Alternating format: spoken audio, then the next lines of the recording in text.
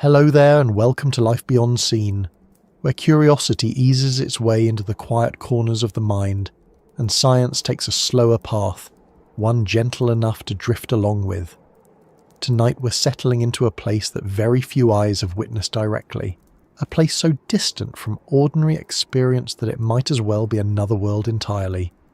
But it's not out past the stars or tucked into some faraway galaxy. It's here on Earth, hidden beneath waves that appear blue and calm from the surface while disguising something far more enormous below.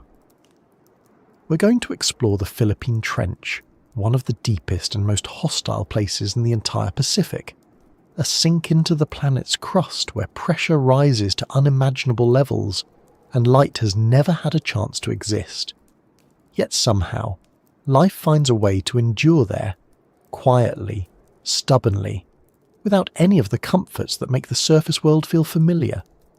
Before we take that slow descent, I'm curious where you're listening from tonight. Are you near the coast, or somewhere far from the ocean altogether? Maybe you're inland, surrounded by trees or city lights. Or maybe you're lying down somewhere comfortable, letting the day ease itself out, listening to this as you settle in.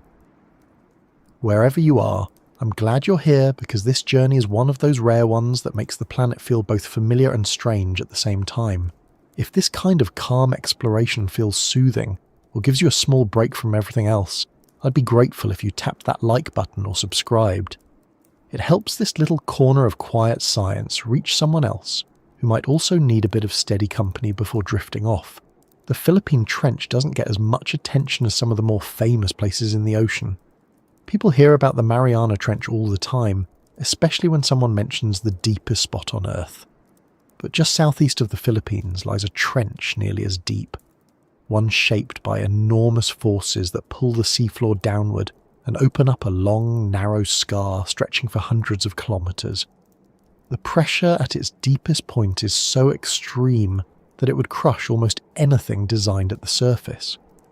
The temperature drops to near freezing, and sunlight, even the faintest hint of it, can't reach down through the layers of water that separate the upper sea from the abyss. The environment is so severe that most creatures on the surface wouldn't last a second. Yet in this place, there are animals that not only survive but thrive, using strategies that seem almost unbelievable until you understand the conditions that shaped them. It's strange to think about how close this massive trench is to everyday life. People swim, fish, and sail above it without ever realizing what stretches beneath them. You could be on a calm boat ride or sitting on a beach looking out toward the horizon, and somewhere past that line the ground falls away abruptly into a drop deeper than the height of almost every mountain humans have climbed. But no matter how impossible that depth feels, the animals that live down there don't see it as unusual. For them, it's ordinary. It's home. The absolute darkness, the freezing cold, the crushing pressure, the limited food that drifts down from a world they'll never see. All of it shapes a way of living that feels very different from anything we're used to. As we ease into this story, imagine the beginning of a descent, not a dramatic one, nothing like the thrill-seeking kind you might find in a documentary with tense music and flashing lights.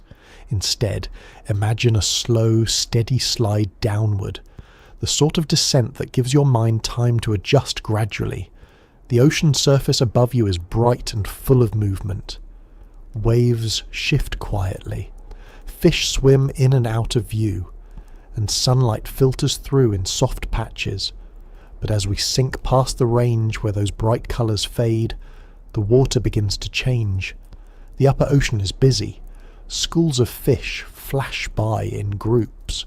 Coral reefs, even if we're not passing one here, are usually buzzing with life. The sunlight fuels everything.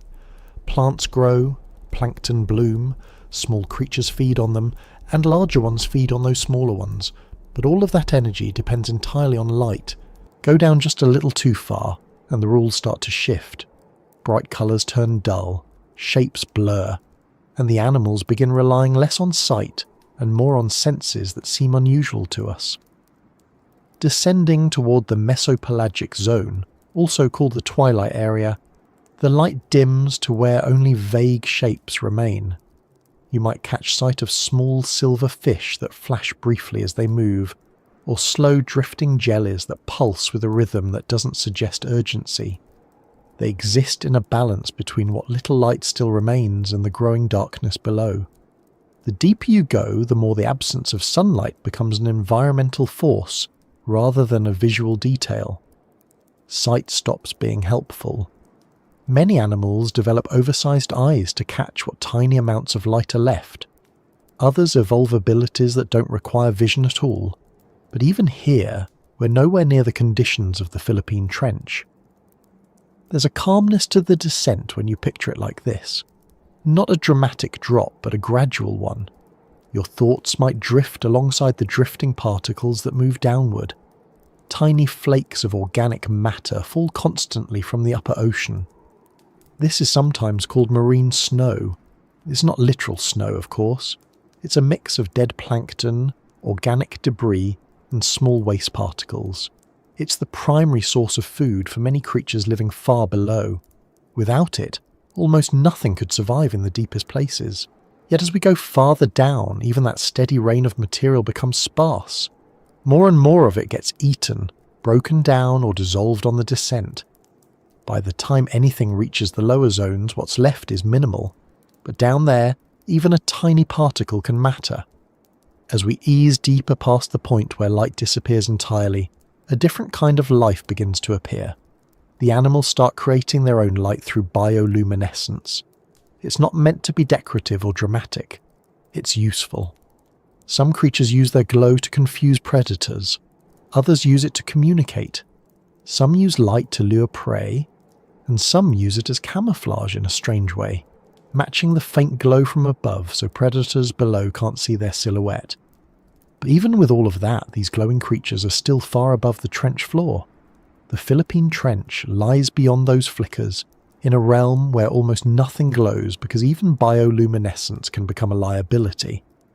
As we imagine continuing this descent, the body begins to feel small against the scale of the water column. We're now passing the point where no sunlight exists at all. The temperature drops closer to freezing, but not quite. Around 2 to 4 degrees Celsius becomes the norm. It doesn't change drastically. There's no warm season or cool season here. The stability is constant, which influences how animals behave and how slowly many of them grow. But nothing about this part of the ocean is still. The water moves, though slowly. Currents shift. Particles drift. Lives unfold even when we can't see them. This journey continues downward past 6,000 meters, the boundary where the Hadal Zone begins. This is the region named after Hades, not in a dramatic or poetic sense, but simply to mark depth beyond the abyssal plains. The Hadal Zone includes the world's deepest trenches, places carved into the earth by huge tectonic forces. The Philippine Trench is one of them. It stretches for much of the eastern side of the Philippines like an enormous wound created by the subduction of the seafloor. It reaches depths of over 10,000 meters, offering conditions so extreme that even scientific equipment struggles to function correctly. Yet despite all of that, animals live here. Not just simple ones, not just microbes. Complex animals with nervous systems and behaviors survive at pressures over 1,000 times greater than those at the surface. Pressure is not just a number in this part of the ocean. It's a constant force shaping every possible feature of life. At the deepest points of the Philippine Trench, the pressure reaches more than 11,000 pounds per square inch. To put that in familiar terms, if you took all the weight of several elephants, stacked them on your fingertip, and then imagined that being a normal condition rather than an unusual one, you'd begin to understand what organisms here deal with every moment. Their bodies are flexible in ways that surface animals can't be. Their cellular structures are reinforced with molecules that prevent proteins from folding incorrectly. Their membranes stay functional despite pressures that would destroy almost anything we're used to seeing. Yet despite these harsh conditions, the creatures that live down there aren't frantic. They don't rush or panic or struggle in constant fear. Almost everything in the Hadal zone moves slowly. The metabolism's regulated by the cold and the scarcity of food. There's no need for speed. A quick burst of motion would waste energy that might not be replenished for days or weeks. And since most predators here rely on surprise rather than speed, even hunting strategies follow the same calm, methodical logic. As we approach the idea of reaching the deepest parts of the Philippine Trench, the isolation becomes even more notable. There are no plants, there's no sunlight, there's no sound from the surface. The animals that live here have never seen a bright colour. They've never felt warm water. Their world is stable in its severity, predictable in its harshness, and yet life persists with strategies that are surprisingly effective.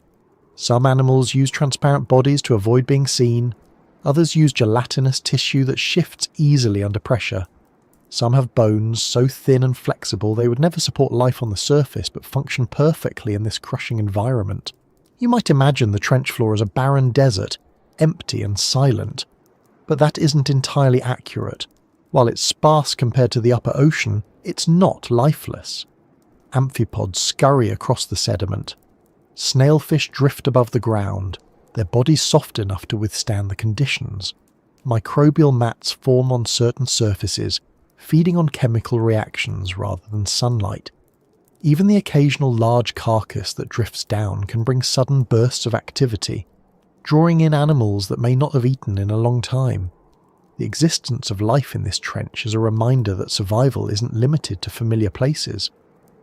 Life adapts, adjusts, and finds solutions to conditions that seem impossible at first glance.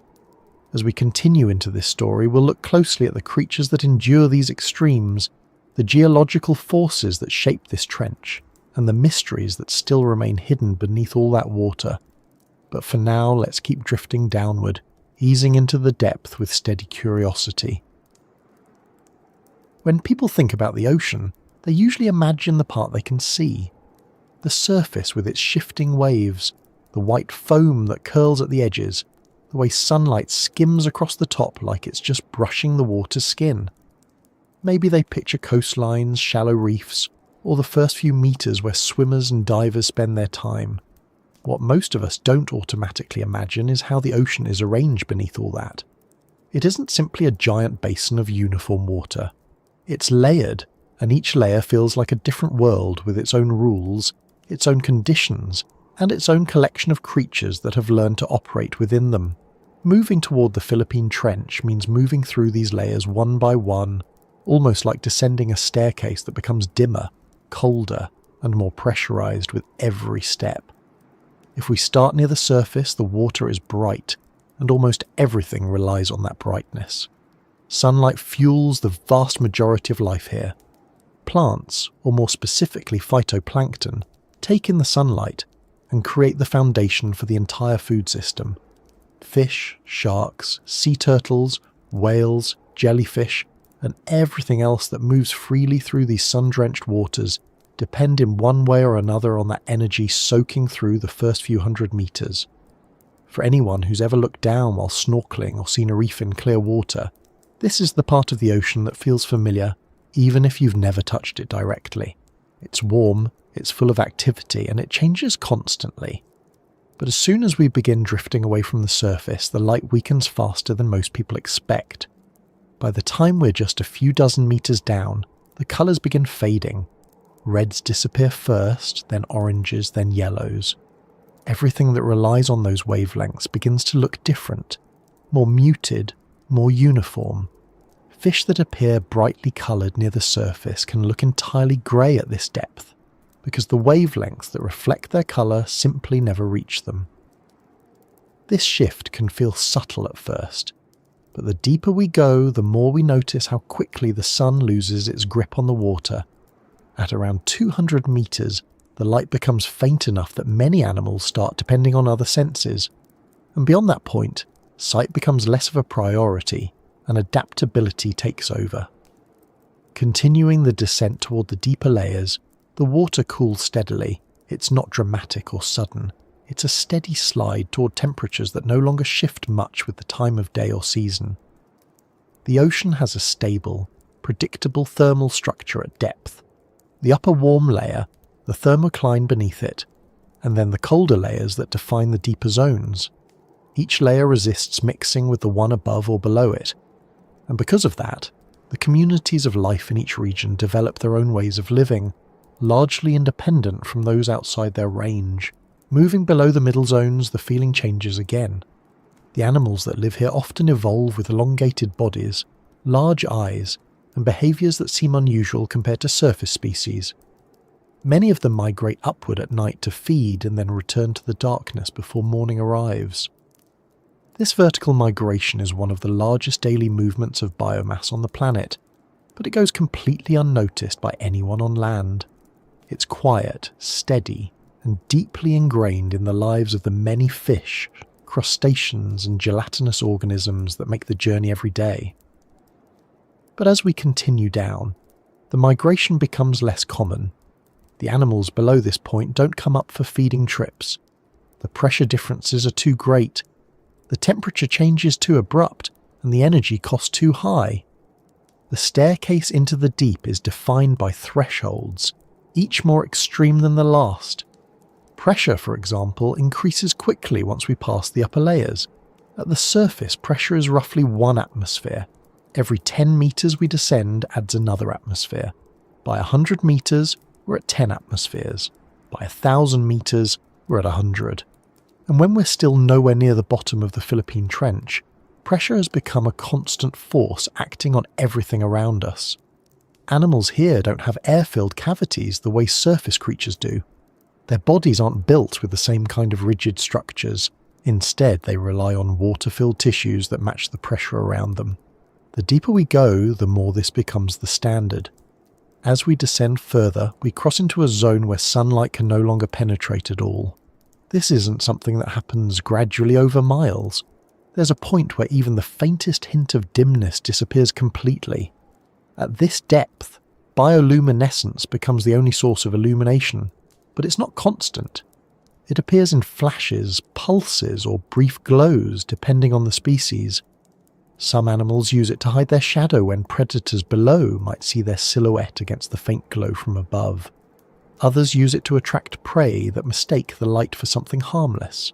Some use it as a signal to others of their species, but this glowing behaviour doesn't last all the way down. In the depths of the Philippine Trench, even bioluminescence becomes rare because any light risks drawing unwanted attention. The deeper we go, the quieter everything becomes.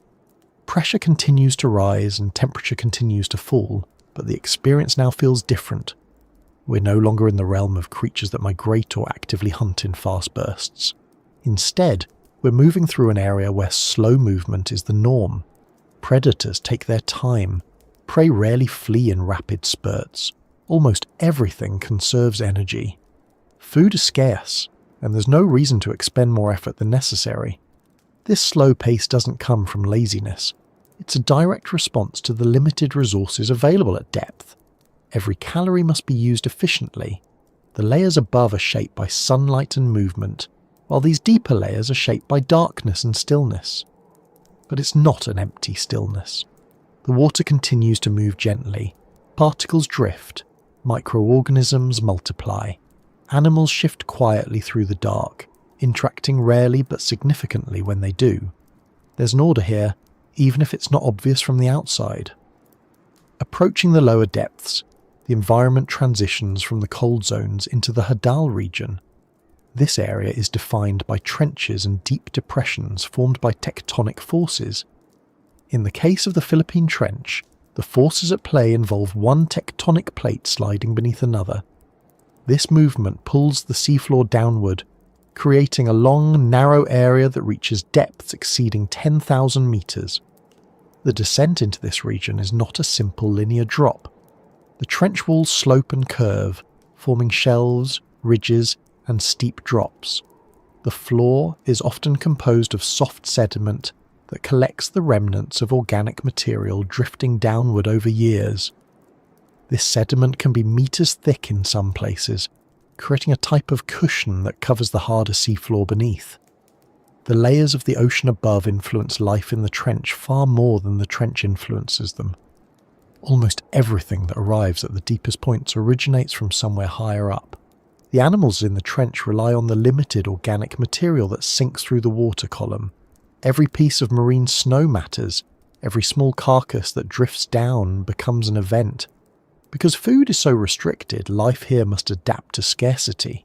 But scarcity does not eliminate complexity. The creatures that endure these depths have different strategies, each tailored to the conditions of extreme pressure and limited energy. Descending along the invisible staircase that leads into the Philippine Trench means witnessing how the rules shift. Bones become less practical. Flexible cartilage becomes more common. Soft-bodied animals thrive because they don't resist the pressure that surrounds them. Some species have minimal skeletal structure. Others have biochemical adaptations that allow their proteins to remain stable despite being squeezed by conditions that surface creatures simply could not withstand. Every adjustment is functional, shaped by necessity rather than complexity for its own sake. As we drift deeper along this path, temperature levels out at just a few degrees above freezing. There are no warm pockets. The water does not fluctuate with the seasons. This consistency creates a stable environment, even if the stability feels harsh. Many deep-sea creatures rely on these unwavering conditions. Their metabolic rates slow dramatically. Some species can live far longer than their shallow water relatives because their bodies operate at a pace that doesn't burn through energy quickly. Looking upward from this depth would provide nothing useful. There is no light to guide direction. Instead, many animals sense vibrations, chemical trails, or subtle changes in pressure. Their senses have evolved to operate without any reliance on vision. What might feel like a disadvantage on land becomes a necessity here. Being able to detect disturbances in the water helps animals locate food or avoid predators without requiring light. The deeper we go, the more the ocean feels like a place built from layers of adaptation. Each step downward adds a new requirement for survival. Creatures in the upper layers may avoid predators with speed or camouflage. Those in the middle layers rely on sensory abilities or bioluminescence. But below all of that, in the extreme depths, survival is built on efficient energy use, pressure resistance, and slow, deliberate behavior. There is no room for excess. Every adaptation must serve a purpose. As the descent continues, the water thickens in a way that isn't literal, but still feels real when you imagine it. Not because the density increases dramatically, but because the pressure becomes a defining force. Equipment designed for the surface must be engineered carefully to withstand these conditions. Materials must be chosen for strength and flexibility. And yet the animals that live here do not rely on engineering. Their tissues, membranes, and proteins have simply evolved over time to exist comfortably in a place where human-made objects require intense reinforcement. The ocean staircase into darkness is not uniform. It includes small ridges, pockets, and contours where life takes hold. Even the trench walls provide surfaces for certain organisms to cling to or forage near. There are areas rich in organic material and areas where almost nothing lands. The distribution of life is patchy, following the patterns created by water currents and the shape of the trench floor. Throughout this descent, one thing becomes clear. The Philippine Trench is not simply the bottom of the ocean. It is the culmination of all the layers above it. Everything that lives here is shaped by the long journey that begins at the surface, where sunlight creates energy that slowly works its way downward.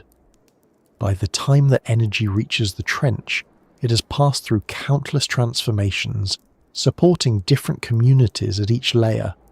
The animals at the deepest point are the final recipients of that slow transfer. Their lives depend on the remnants that escape the consumption of the billions of organisms above them. Reaching the deepest part of the staircase does not feel like arriving at an ending.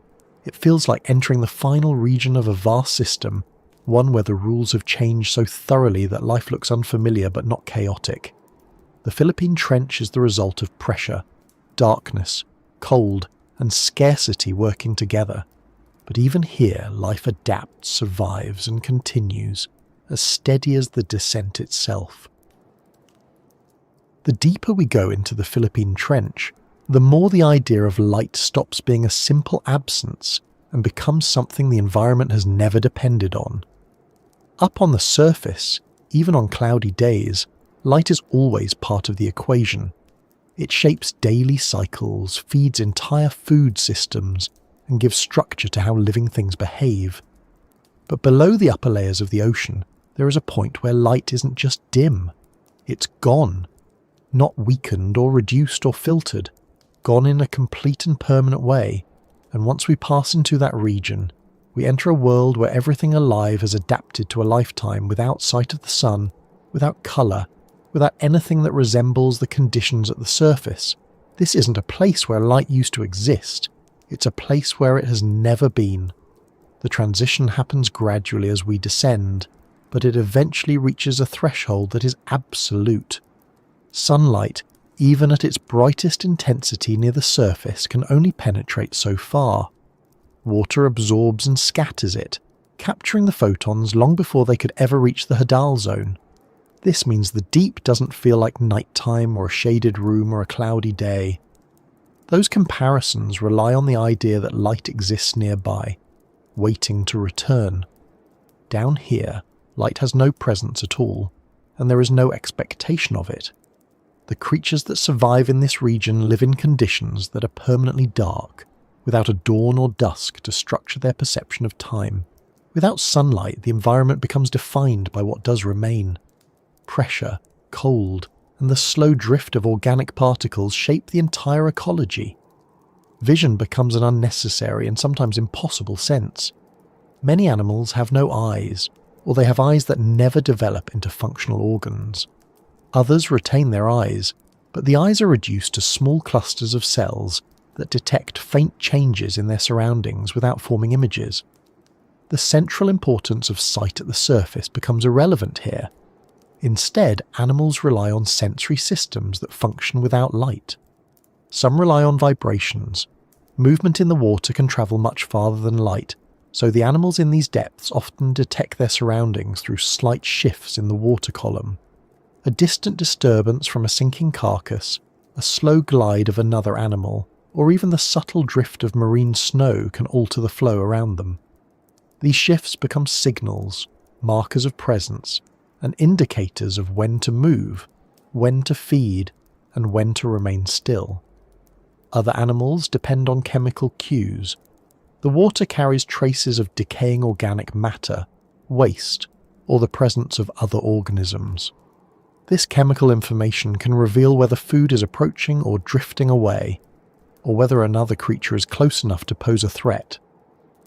Chemical sensing in the deep works as a kind of long-range awareness that doesn't rely on light or sound.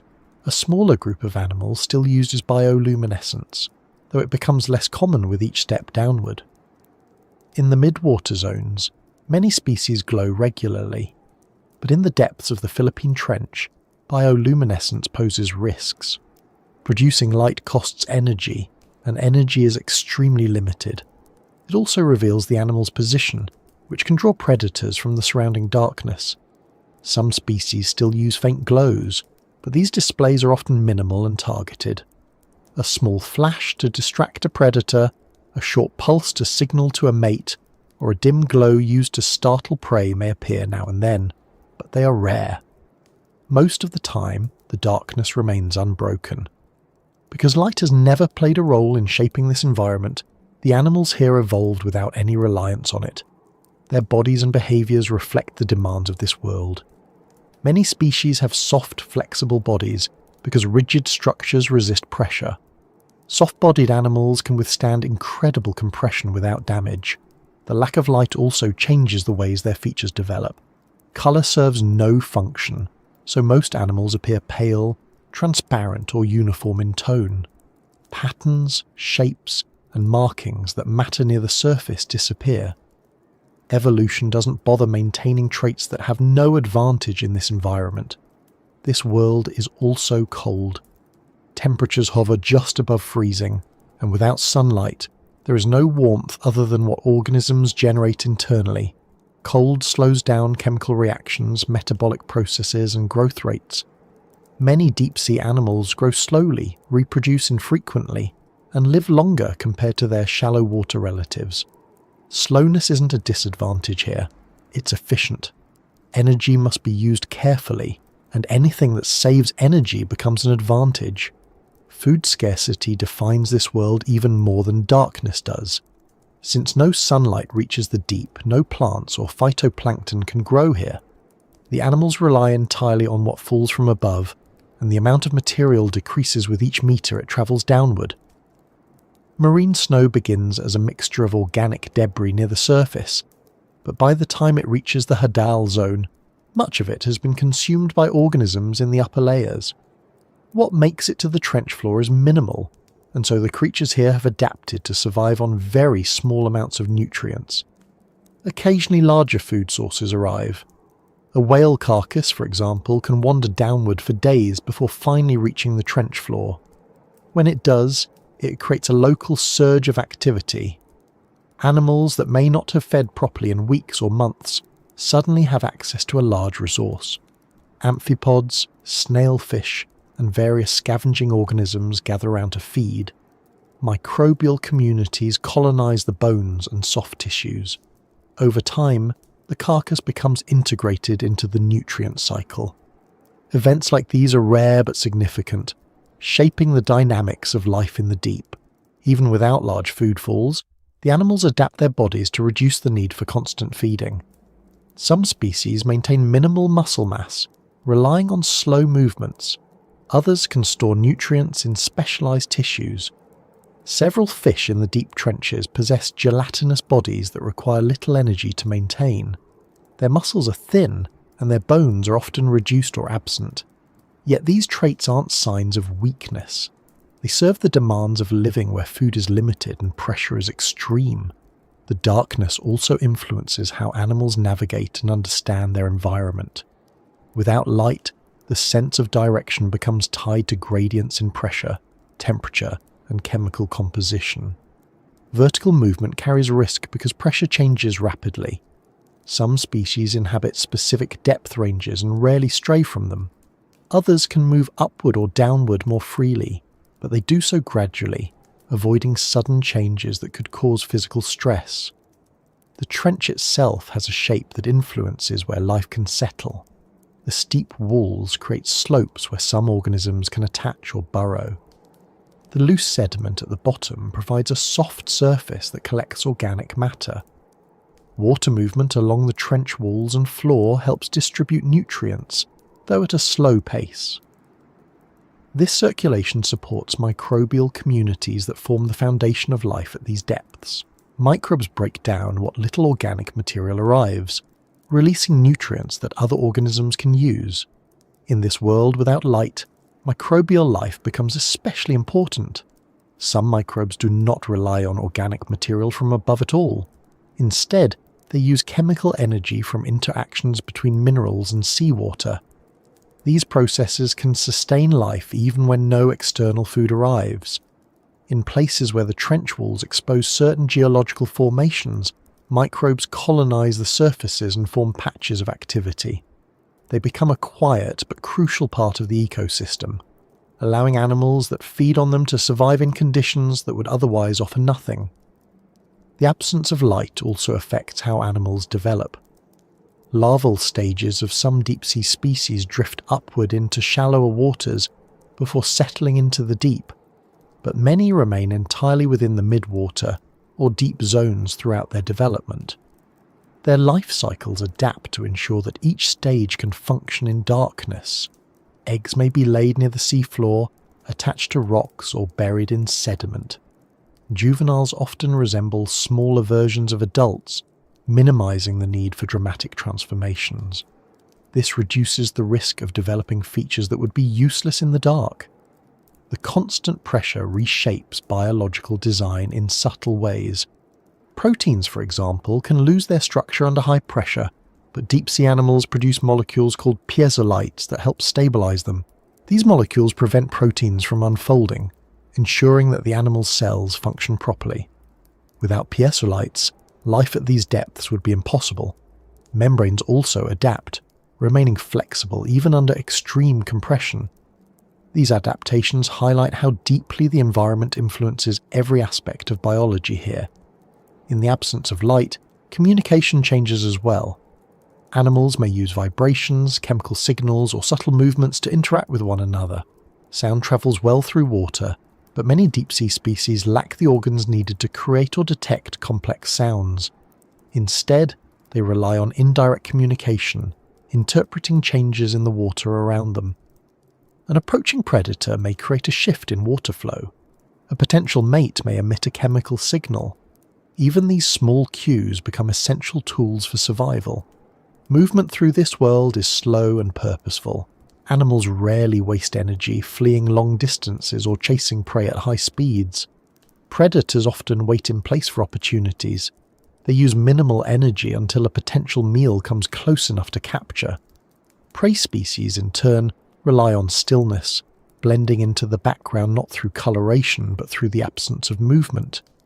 In the dark, being unnoticed means avoiding detection through vibrations or chemical trails rather than through sight. Despite the absence of sunlight, the environment is not silent in a biological sense.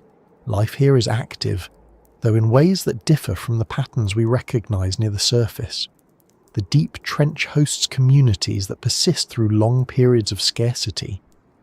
They survive not because conditions are easy, but because they are predictable. Pressure does not fluctuate. Darkness does not change. Temperature remains stable. In these consistent conditions, life adapts and continues. The absence of light does not mean the absence of structure. The animals in this region have stable patterns of movement, feeding, and reproduction. They respond to changes in the water column, even if those changes are minimal. The drifting of organic particles, the occasional arrival of a large food source, the slow redistribution of nutrients by microbial activity, and the gradual shifts caused by tectonic movement all shape the daily reality of this world. As we explore this place, the contrast with the surface becomes increasingly clear. Up above, life depends on cycles of light and dark. Plants grow and die with the seasons. Animals migrate, breed and feed according to rhythms shaped by sunlight. Weather changes, temperatures rise and fall, the presence or absence of light influences everything. But in the Philippine Trench and other deep-sea environments, these cycles have no impact. Life persists without sunlight, day or night, seasons or storms. The organisms living here are not remnants of a past age. They are not simplified or primitive forms of surface life. They are highly adapted to a world with stable conditions that differ from anything humans experience. Their traits are as specialized and as sophisticated as those of any surface species. Evolution does not favor complexity for its own sake. It favors traits that allow survival in specific environments. The traits of deep-sea organisms are suited perfectly to a world without light, without warmth, and without abundant food. In this darkness, the absence of visual cues creates opportunities for other senses to take precedence.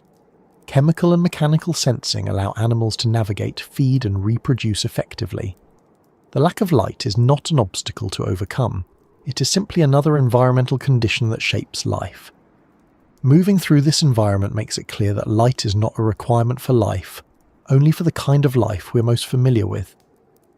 In the Philippine Trench, existence continues in the quiet and consistent dark, shaped by pressure, cold, and scarcity. The animals that live here are not waiting for light to return. They have evolved for a world that has never known it. Moving deeper into the Philippine Trench means entering a realm shaped almost entirely by pressure, a force so constant and overwhelming that it defines everything living there. It's difficult to imagine pressure without actually experiencing it, because nothing on land comes close. Even the deepest parts of lakes or the densest pockets of the atmosphere feel gentle compared to what exists in the Hadal Zone. At the surface of the ocean, the pressure on your body is about 1 atmosphere, the same pressure of the air around us every day. It's enough to keep us comfortable and allow our bodies to function normally. But with every 10 meters of descent into the ocean, Another atmosphere of pressure is added. That means at just 100 meters, the pressure is 10 times what we're used to. At 1,000 meters, 100 times. And in the deepest reaches of the Philippine Trench, over 10,000 meters down, the pressure exceeds 1,000 atmospheres. If that number feels abstract, it may help to imagine how ordinary objects behave when pressure increases. A simple metal cylinder, strong and rigid on land, collapses into itself when taken to depths that would crush it like crumpled tin. Air pockets implode immediately because air compresses easily, and no container built casually at the surface can resist the force of the water at depth. Even specialized equipment engineered for deep-sea exploration struggles. The walls of deep submergence vehicles must be thick and precisely shaped to distribute pressure evenly. Any flaw, even a small one, can put the entire structure at risk. This isn't simply a matter of strength, it's a matter of design shaped entirely to accommodate the force applied from every angle at once. The water pressing down on the deepest parts of the trench doesn't feel like a downward force the way gravity does on land. It surrounds everything, pushing inward uniformly. Unlike atmospheric pressure, which decreases with altitude and increases with depth only slightly if you climb mountains or descend into valleys, hydrostatic pressure in the ocean increases rapidly and consistently. At extreme depths, it becomes an inescapable part of the environment. Any creature that survives here must be able to withstand pressure that would crush bones, collapse lungs, and cause most biological tissues to fail almost instantly. The animals that live in the Philippine Trench evolved not to resist pressure in the way a reinforced vehicle does, but to exist within it as though it were normal. Their bodies are not built to push back.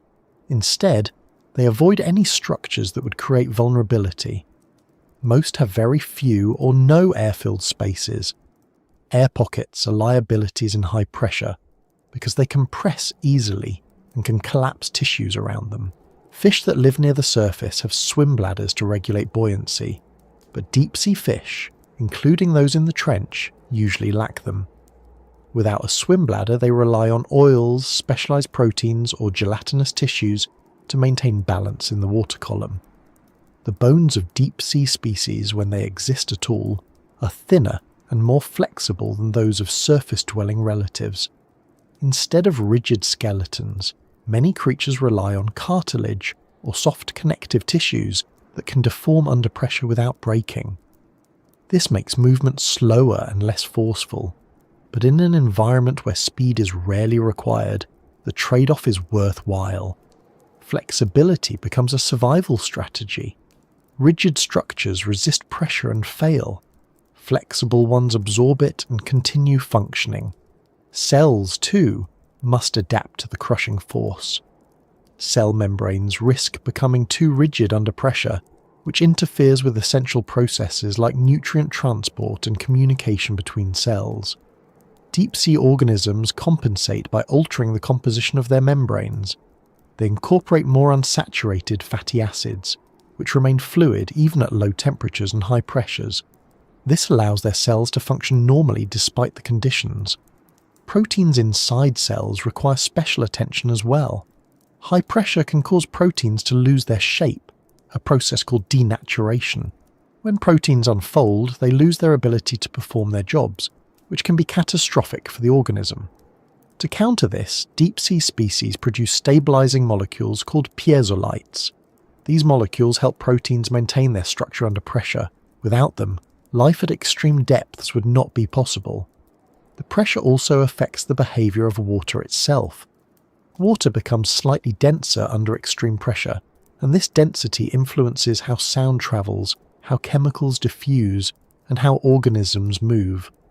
Sound can travel long distances in the deep ocean because the water is uniform and dense, but many deep-sea animals lack specialized hearing structures to take advantage of this. Instead, they detect vibration and movement through their bodies, sensing the flow of water around them. This is often more useful than sound because movement carries immediate information about potential threats or food sources. The trench floor, where the pressure is highest, presents unique challenges. The sediment is soft, and the weight of the water above compresses it into a dense, fine layer. Animals that burrow must navigate sediment that behaves differently from sediment found in shallower regions. Microorganisms often thrive here because they can survive in compacted environments. Breaking down organic material that arrives from above, larger organisms that interact with the sediment do so carefully, using slow, deliberate movements to avoid sinking into the soft surface. Pressure shapes every movement. A sudden burst of speed uses too much energy and risks structural strain. Slow, controlled motions are safer and more efficient. Many animals drift or glide rather than swim actively. Their gelatinous bodies, which may seem fragile on the surface, actually provide stability under pressure. The water around them supports their weight, and their soft tissues are not prone to damage. Despite the extreme conditions, the deep sea is not a uniform environment. Pressure is constant, but other factors vary. Slight differences in temperature, oxygen levels, and the availability of food create microhabitats. Some areas have more organic material due to the way currents flow along the trench walls. Others have geological features that influence the distribution of nutrients. These variations create small pockets where certain species thrive more than others. Pressure also influences reproduction. Many deep-sea animals produce fewer offspring than their shallow water relatives. They invest more energy in each egg or larva because survival rates are low in such a harsh environment. Some species lay eggs in protected areas, such as cracks in the trench walls or deep crevices where pressure remains constant and the eggs are shielded from predators. Development is slow, often taking months or even years, but slow development is normal in the deep sea, where energy conservation is essential. Even with all these adaptations, the animals of the Philippine Trench must contend with occasional disturbances. Earthquakes are common in subduction zones, and the trench is no exception. The movement of tectonic plates can shift sediment, alter local topography, and disturb the flow of organic material. For creatures accustomed to stability, these disturbances can introduce sudden challenges, but many species respond by adjusting their position, burrowing deeper, or temporarily retreating into sheltered areas. The ability to handle infrequent disruptions becomes part of their survival strategy. Pressure also affects human attempts to explore the trench. Deep-sea probes and submersibles must be engineered with great care. Spheres made of thick metal or specialized composite materials house instruments and cameras. These spheres are shaped precisely so that pressure distributes evenly across their surfaces. Flat surfaces tend to fail under high pressure, so engineers design them with curves that minimize weak points. Even with careful design, equipment can malfunction. Pressure can cause leaks, crush components, or interfere with electronics. Every mission into the trench requires meticulous planning and testing to ensure that instruments survive the descent. Data gathered from these explorations reveals just how remarkable the adaptations of deep-sea life truly are. For example, snailfish found in the depths of trenches have soft, translucent bodies with thin bones. Their muscles are adapted to generate small but sustained movements. Their cells contain high levels of piezolites, and their membranes are suited for stability at extreme pressure. They seem delicate when viewed in submersible footage, but in their environment, they are well equipped to survive. Amphipods living in the trench show similar adaptations. Their exoskeletons contain lower levels of minerals, making them more flexible under pressure. They can process organic material that arrives at the seafloor with great efficiency. Their bodies have biochemical tools that protect proteins and maintain cell integrity. These amphipods are often some of the first animals to investigate new food sources that fall into the trench. Their activity helps distribute nutrients and supports the broader ecosystem. Pressure even influences the microbiology of the trench. Microbes adapted to high pressure are called piezophiles. They grow best under conditions that would inhibit or kill most organisms. Some piezophiles use chemical reactions involving minerals in the sediment to generate energy. Others rely on the breakdown of organic material. These microbes form the foundation of the deep-sea food web. Without them, larger organisms would struggle to access the limited nutrients available. The consistency of pressure in the deep sea creates a predictable environment, even if it seems harsh from a human perspective. Unlike the surface, which experiences storms, seasonal changes and temperature variations, the deep remains stable. Animals that live here rely on this stability. They evolve slowly, and their traits persist across long periods. Sudden environmental changes would be far more harmful here than on the surface. That stability becomes a resource that organisms depend on as much as the scarce nutrients. The idea of an impossible realm doesn't come from exaggeration. It comes from comparing what exists here with what we know on land. Our bodies cannot withstand such pressure. Our equipment struggles. But the life down here is not only capable, it is suited to the environment in ways that demonstrate the flexibility of evolution. Pressure doesn't eliminate life, it shapes it with precision. The creatures of the trench do not perceive the pressure as oppressive. They have never known anything else. For them, this force is not a barrier. It is simply the environment. Their bodies and behaviours reflect the conditions because those conditions are constant. The adaptations they carry are not temporary solutions. They're permanent features shaped by millions of years. As we continue exploring this realm, the relationship between pressure and survival becomes clearer. Everything in the Philippine Trench is influenced by it, from the smallest microbial cell to the largest scavenging organism.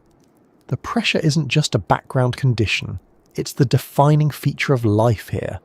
And moving onward, we'll look more closely at the creatures that illuminate the dark, not with light, but with the way they live under these relentless conditions. As we move farther into the Philippine Trench, we arrive at a zone where the darkness becomes so complete that light can only exist if organisms create it themselves. Even though this region is far darker than anything familiar, life here has developed ways to generate the faintest of glows. These glimmers aren't bright enough to illuminate the environment in the way surface light does, and they certainly aren't meant to reveal broad landscapes. Instead, they exist as small signals, brief flickers, or controlled pulses that serve specific purposes in a world where sight has little value. The glow doesn't replace sunlight. It simply offers pockets of function that allow certain species to communicate, feed, or avoid threats in an environment where nothing external shines. This glow is called bioluminescence, and it comes from chemical reactions inside an organism's body. Two main components, luciferin and luciferase, interact to produce light. The details vary between species, but the general principle is consistent.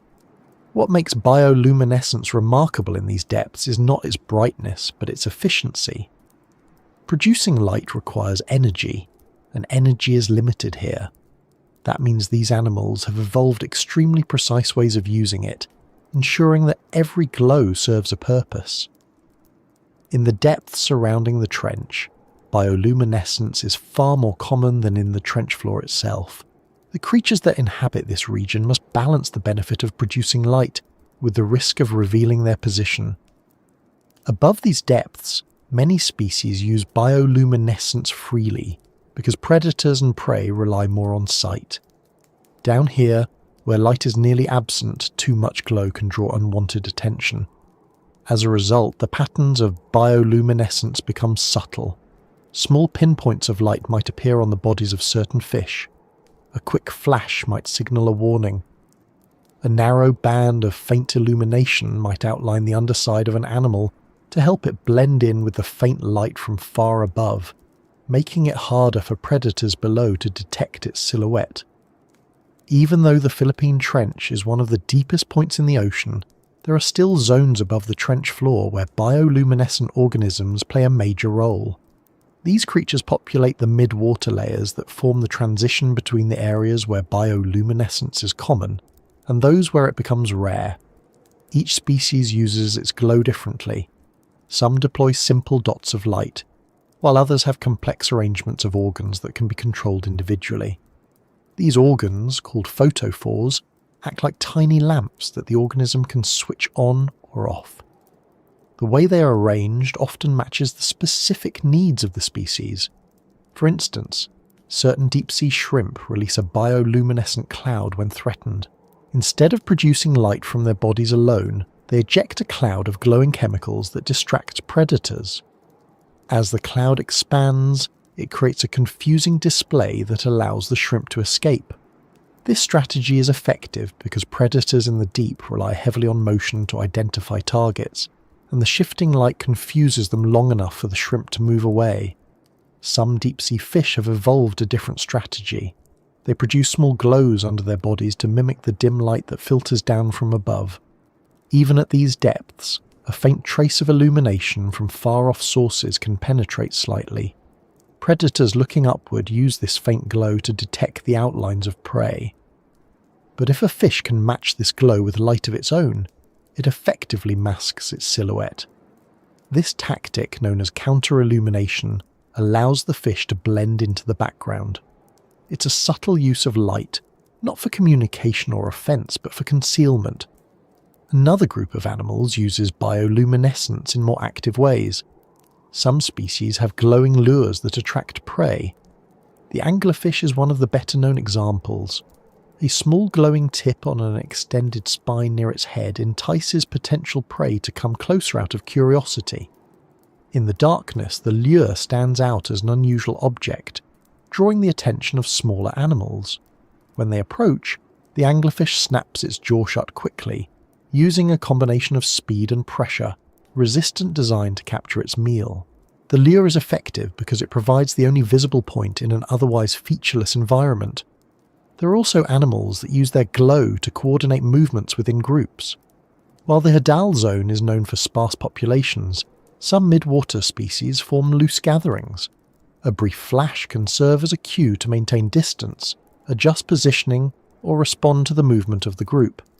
These signals are efficient, simple, and easily recognized by others of the same species. They don't illuminate the water around them.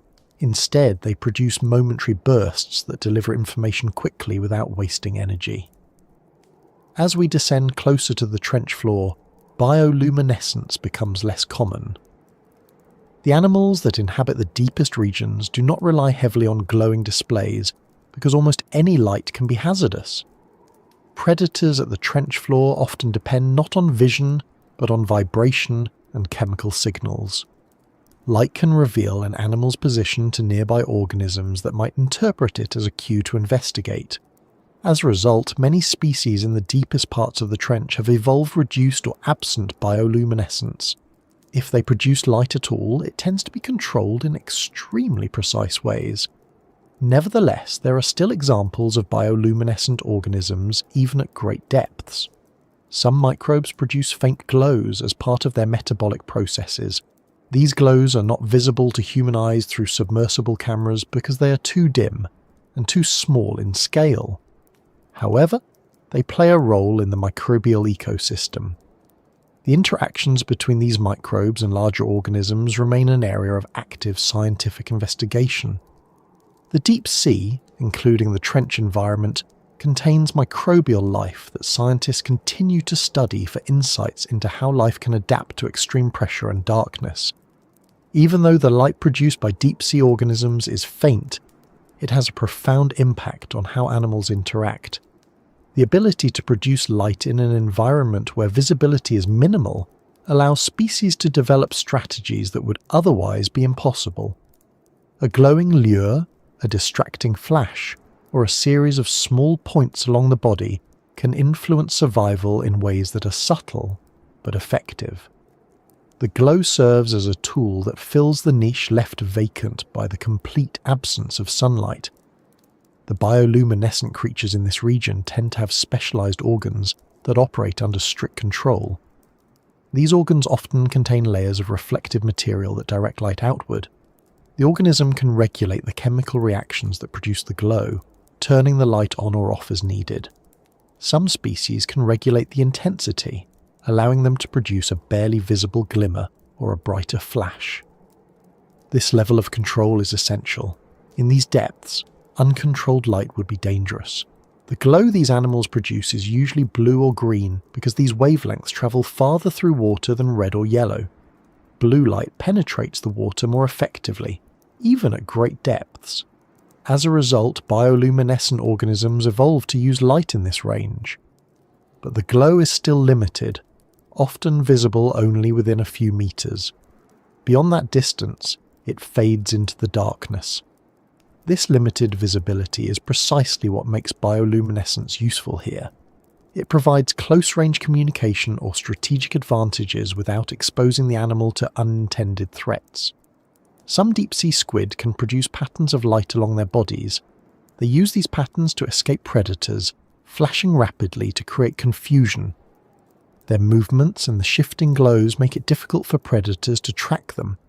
This strategy can create enough disorientation to allow the squid to slip away. Even though these squid are not common in the Hadal zone itself, similar strategies are used by species that inhabit areas above the trench. Not all animals that glow do so as part of an active behaviour. Some organisms, particularly small ones, produce light as a byproduct of their biological processes.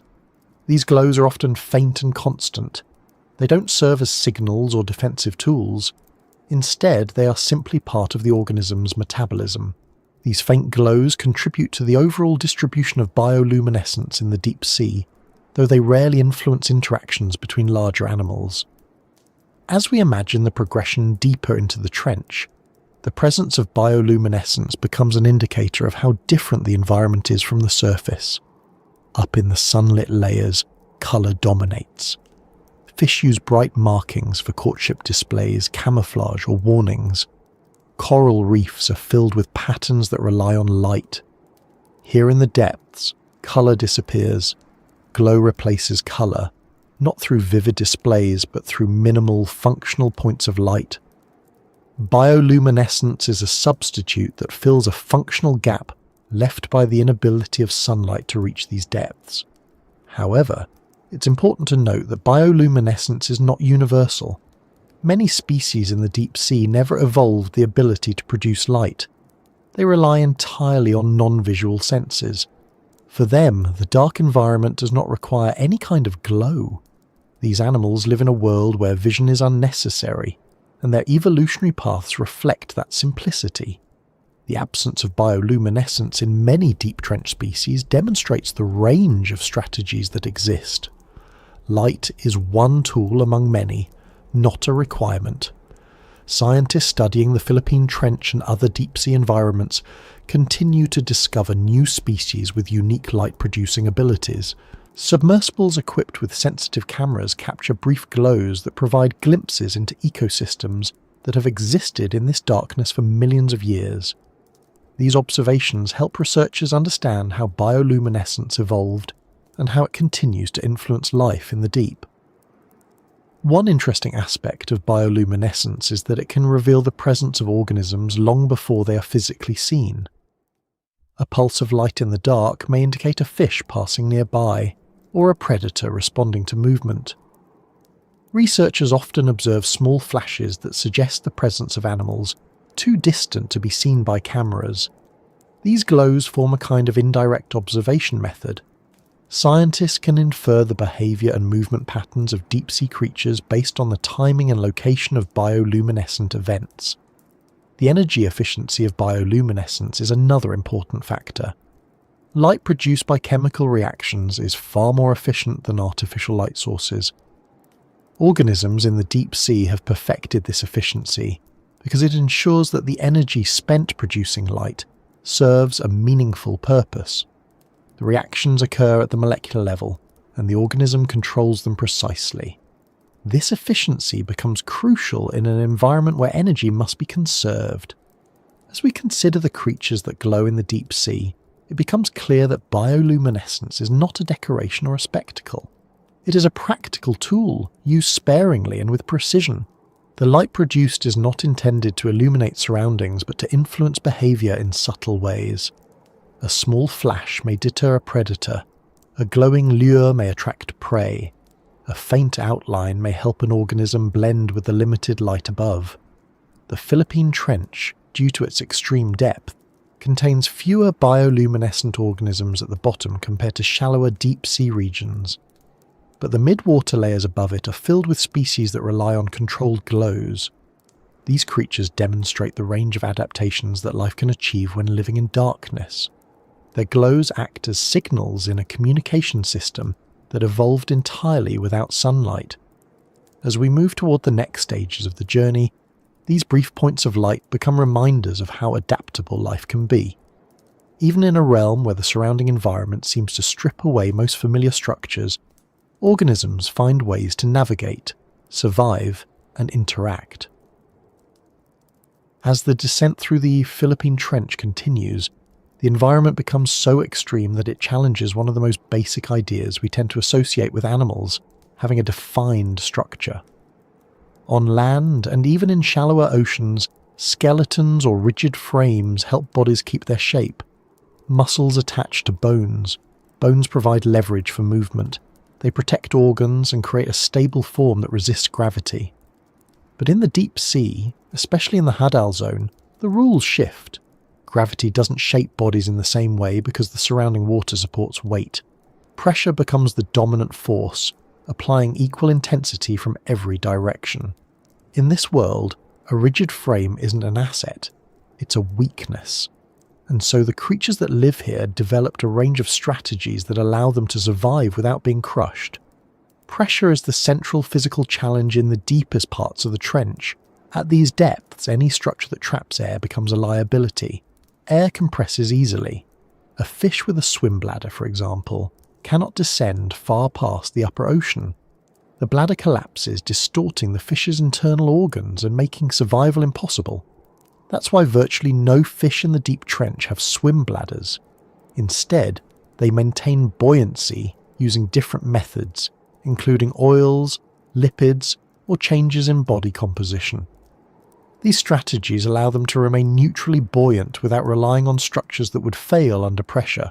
Bones follow a similar pattern. Rigid bones are more vulnerable because they resist compression rather than adjusting to it. Surface fish have dense, mineralized skeletons that can withstand normal pressures. But in the deep ocean, heavy mineral content becomes a disadvantage. Pressure pushes inward from all sides. A rigid skeleton resists unevenly, creating points where force accumulates. This can lead to fractures or complete failure. To avoid this, many deep-sea species reduce their bone density. Some have skeletons that are thin and lightly calcified. Others have skeletons made mostly of cartilage rather than hard bone. One of the most remarkable examples of adaptation is the Hadal snailfish. Discovered in several deep trenches, including the Mariana and Kermadec trenches, it also has relatives living in the Philippine Trench. These fish look delicate, with bodies that appear almost translucent. They don't have the strong muscles or thick bones of shallow water fish. Instead, they rely on a flexible gelatinous structure. Their skulls are reduced, their ribs are minimal, and their overall shape is supported mostly by cartilage. This might seem fragile from a surface perspective, but in the deep ocean, it's an ideal design. Soft tissues bend with the pressure rather than resist it. Flexibility becomes a form of strength. The snailfish's muscles are adapted to operate efficiently at high pressure as well. Surface fish often rely on fast twitch muscles for quick bursts of motion. But deep-sea snailfish use slower, more energy-efficient muscle fibers. These fibers allow the fish to move deliberately, using small motions to navigate the water without expending unnecessary energy. Their bodies are not built for speed or agility. They're built for stability in an environment where sudden movements are rare. The skin of deep-sea animals also adapts to the pressure. Many species have soft, gelatinous skin that offers little resistance. This minimizes the stress placed on the body. Some animals have thick layers of mucus or gelatin to create a buffer between their tissues and the water around them. These layers don't prevent pressure from reaching the body. They simply allow the body to adjust without damage. In a way, the softness becomes a protective measure against compression. This principle extends to organs as well. Most deep-sea fish have reduced or absent swim bladders. Their hearts and digestive systems operate at slower rates. Their livers may contain large quantities of oils that help with buoyancy and also protect tissues from pressure. Their brains are smaller and more compact, reducing the risk of pressure-induced deformation. Every organ must be able to function under conditions where even minor structural weaknesses could cause failure. Gelatinous bodies are not limited to fish. Many invertebrates in the deep sea rely almost entirely on soft tissue. Jellyfish, for example, thrive in deep water because their bodies contain a high percentage of water and minimal rigid structure. The pressure doesn't crush them because there's nothing to collapse. Their internal composition matches the density of the surrounding water, allowing them to drift easily. This strategy works so well that many deep-sea organisms follow similar patterns, even if they aren't closely related to jellyfish. Certain deep-sea worms also develop soft, elongated bodies. These worms burrow into the sediment or move slowly along the trench floor. Without rigid skeletons, they adjust to the pressure naturally. Their bodies compress evenly and expand again if pressure changes slightly. Their tissues are supported by hydrostatic pressure, where internal fluids provide stability against the external force. This method is efficient and avoids the risks associated with rigid internal structures. Crustaceans present an interesting case because many species typically rely on hard exoskeletons. In the deep sea, however, the composition of these exoskeletons changes. Amphipods living in the trench often have exoskeletons with reduced mineral content. The reduction makes the exoskeleton more flexible and less brittle. Calcium carbonate, a stiff and easily fractured material, is minimized because it becomes unstable at high pressure. Instead, these crustaceans incorporate more proteins and flexible structures that allow their bodies to withstand the environment. This flexibility also makes them more agile in their movements near the seafloor, where they scavenge for food. Some amphipods found at extreme depths have been discovered with aluminum in their exoskeletons, absorbed from the surrounding environment. Researchers believe this aluminum may help protect the amphipod's shells from dissolving due to the high pressure and low pH of the deep sea environment. The incorporation of aluminum is not seen in shallow water relatives, which shows how specific these adaptations are to trench habitats. Even the smallest organisms must adapt to avoid being crushed. Microbes that live in the trench, known as piezo-philes, have cell walls and membranes designed to remain stable under pressure. Their proteins are structured differently from surface microbes, preventing them from unfolding under pressure. These adaptations are microscopic, but they are just as critical. Without them, the foundation of the deep-sea food web would collapse. Despite the dominance of soft tissues, there are animals in the deep that retain some rigid structures. However, these structures are usually small and located in areas where they can be reinforced or supported by surrounding tissues. Some fish retain small bones in their skulls to protect their sensory organs, but these bones are often thin and flexible. The trade-off between rigidity and flexibility reflects the balance needed to survive at great depth. Another aspect of survival in the trench involves how animals move. Movement requires muscle contraction, and muscles must function properly under pressure. Deep-sea species have muscle fibers adapted for slow, steady movement, rather than rapid bursts. These slow twitch fibers allow for efficient use of energy. Since food is limited, conserving energy becomes a priority. Muscles that contract slowly and steadily use far fewer resources and place less stress on the skeleton or soft tissues.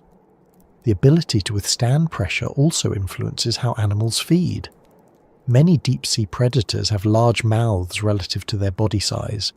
This adaptation allows them to consume prey that may be infrequent but valuable. Their jaws are often flexible, extending to accommodate larger prey. Loose connective tissues and reduced bone structures help facilitate this expansion. The pressure that surrounds them supports their soft tissues during feeding, preventing damage. Some species use suction feeding, drawing prey into their mouths with a quick intake of water. Suction feeding is particularly useful in the deep sea because it doesn't require rapid lunges or strong jaw pressure. Instead, it relies on controlled muscle contraction. This method places minimal strain on the body and works well for soft-bodied animals. The pressure helps prevent the body from collapsing inward during suction, making the technique efficient and safe. In addition to feeding strategies, deep-sea animals must be able to reproduce under high pressure. Reproduction involves delicate processes such as egg development, fertilization, and larval growth. In the trench, these processes occur under intense compression. Some species lay eggs with tough, flexible membranes that resist deformation. Others release larvae that are already adapted to high pressure. The larvae of certain species may drift upwards slightly to develop in milder conditions, but many remain within the deep layers. Their development is slow, reflecting the slow pace of life in the Hadal zone. A key part of avoiding physical damage in this environment involves the chemistry of cells. High pressure can interfere with the function of enzymes, the molecules that drive cellular reactions. To prevent this, deep-sea animals have developed versions of enzymes that remain active under pressure. They also contain molecules that stabilize cellular structures. These biochemical adaptations allow cells to function normally when they would otherwise fail. The same principle applies to membrane stability. Under high pressure, membranes can become too rigid. Deep-sea species prevent this by incorporating unsaturated fats into their membranes. These fats keep the membranes fluid, even in cold temperatures and high pressure. Without this adaptation, essential processes such as nutrient transport and communication between cells would be impaired. Pressure also influences how blood and circulatory systems function. In the deep sea, animals do not experience rapid changes in pressure because they rarely move quickly upward or downward. Their circulatory systems are designed to operate within a narrow range of pressure conditions. Blood vessels may be thinner or more flexible, reducing the risk of damage. Some species rely more heavily on diffusion, reducing the need for complex circulatory structures. Even sensory systems must adapt. Vision is often reduced or absent in deep-sea species. Instead, animals rely on pressure-sensitive organs, chemical receptors, or vibration detection mechanisms. These senses do not require rigid structures. Soft tissues support them effectively. Some species have long, thin appendages that help them detect movement in the water. These appendages are flexible and can withstand pressure without breaking. One of the most distinctive features of deep-sea life is the prevalence of gelatinous animals. Deep-sea jellyfish, comb jellies, and other soft-bodied creatures dominate the water column. Their bodies contain large amounts of water and minimal protein. This composition allows them to survive without the risk of crushing. The pressure simply passes through their tissues, causing no harm. Their simple structures are advantageous here, allowing them to float effortlessly and capture small particles or prey using tentacles or sticky cells. Another interesting example is the holothurian, or sea cucumber. Many species of sea cucumbers live in the deep ocean, including trench environments. Their bodies are soft and elongate, with flexible skin supported by collagen fibers. These fibers can adjust tension, allowing the animal to stiffen or relax parts of its body. This ability helps them move along the seafloor, ingest sediment, and expel waste. Their internal water vascular system distributes fluid pressure evenly, acting as a hydraulic skeleton. This system functions exceptionally well under high-pressure conditions. Some deep-sea starfish and brittle stars also survive in trench environments. Their bodies contain ossicles, small calcified structures embedded in soft tissue. These ossicles provide support without forming rigid skeletons. Because the ossicles are scattered and flexible, they can withstand the surrounding pressure without fracturing. The animal's arms remain capable of slow, deliberate movement, helping them forage along the sea floor. All these adaptations demonstrate a key principle. In the deep sea, the best way to avoid being crushed is to avoid resisting pressure directly. Instead of opposing it, deep-sea animals let the pressure surround and support them. Their bodies match the density of the water. Their tissues and structures allow compression without damage. Their internal chemistry keeps cells functioning despite the intense conditions. What might seem fragile in shallow water becomes efficient at great depth. Soft bodies thrive where rigid ones fail. Flexible skeletons outperform strong ones. Gelatinous tissues become more useful than muscles built for speed. The Hadal Zone rewards animals that adopt these strategies. As we continue moving through this environment, the adaptations that allow life to exist under pressure become part of a larger picture. These organisms not only survive, but fulfill roles that keep the ecosystem functioning.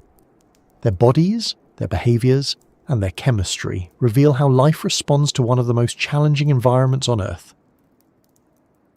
As we settle deeper into the Philippine Trench, the question of how anything survives in such an isolated environment becomes more pressing. Without sunlight, plants cannot grow. Without plants, there is no base for a typical food chain, and yet, life not only exists here but persists in steady patterns that have continued for millions of years. The answer lies in a process happening far above, in the bright waters near the surface. Everything that lives here, from the smallest microbes to the larger animals that drift or crawl near the trench floor, depends on a slow, continuous rain of material known as marine snow. It isn't literally snow, and it doesn't fall in flakes. Instead, it forms from the remains of organisms, tiny particles, waste, and organic debris that gradually sink downward. For the life in these depths, this slow descent of nutrients becomes the main source of energy. Near the surface, countless organisms live, die, reproduce, and interact every day. Phytoplankton use sunlight to produce energy. Zooplankton feed on the phytoplankton. Fish, jellyfish, and other animals feed on the zooplankton. Each step in this chain leaves behind particles, pieces of bodies, waste products, and fragments of organic matter. These particles clump together as they sink, forming the marine snow. It begins as small light pieces that drift slowly downward, pushed by currents or consumed by organisms along the way. As the particles fall, they may gather additional material, forming larger aggregates. These can sink faster, but even then the journey takes time. Many are consumed before they reach the deeper layers, making the supply thinner the farther down they travel. By the time marine snow reaches the mid-water zone, it has already supported countless organisms. Small fish, zooplankton, and filter feeders capture the particles as they drift. Some species migrate upward at night to feed more actively in the upper layers before returning to the darkness during the day. But deeper still, the snow continues falling through water that becomes colder, denser, and darker. At some point, the amount of material decreases significantly because so many organisms above have already consumed much of it. What reaches the deepest regions is only a fraction of what started at the surface. Even so, this fraction matters. In the trench, every bit of organic material becomes important. The animals that live here are adapted to take advantage of whatever arrives. They do not rely on a constant supply of food, because the supply is never constant.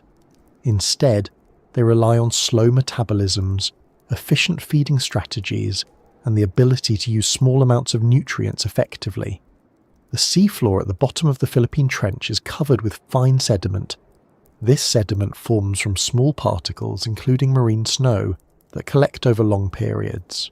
It provides habitat for microorganisms and becomes a surface where organic material can settle.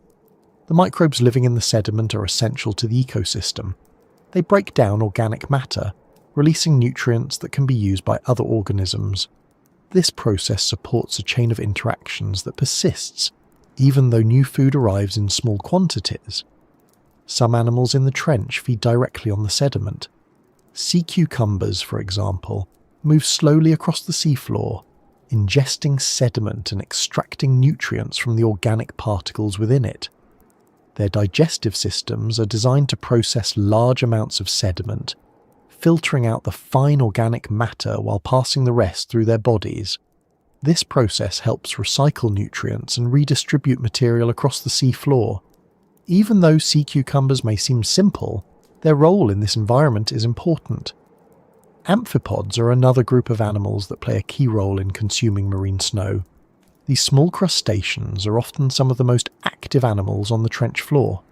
They scavenge for any organic particles they can find, whether it's marine snow, fragments of dead animals, or larger carcasses that occasionally fall into the trench. Amphipods are well adapted to deep-sea life. Their bodies are flexible, and their digestive systems can handle a wide range of organic material. They're opportunistic feeders, capable of surviving for long periods with minimal food and taking full advantage of any nutrient-rich material that arrives. At times, the deep-sea environment receives a sudden influx of food when a large organism from the upper layers dies and sinks to the bottom. These events, often called whale falls, if the carcass belongs to a whale, create temporary hotspots of activity. For animals in the trench, a large carcass represents a significant resource. Amphipods gather quickly, using chemical cues to detect the presence of the carcass. Their numbers can increase rapidly in the immediate area. Fish, worms, and microbial communities also gather, each taking advantage of different parts of the carcass.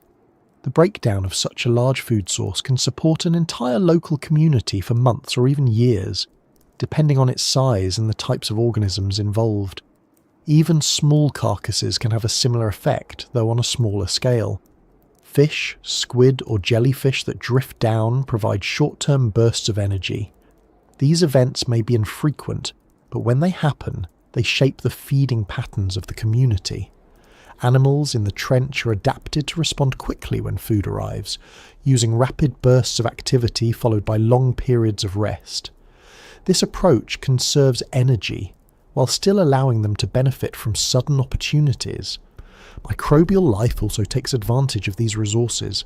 Bacteria colonize carcasses, breaking down tissues and releasing nutrients.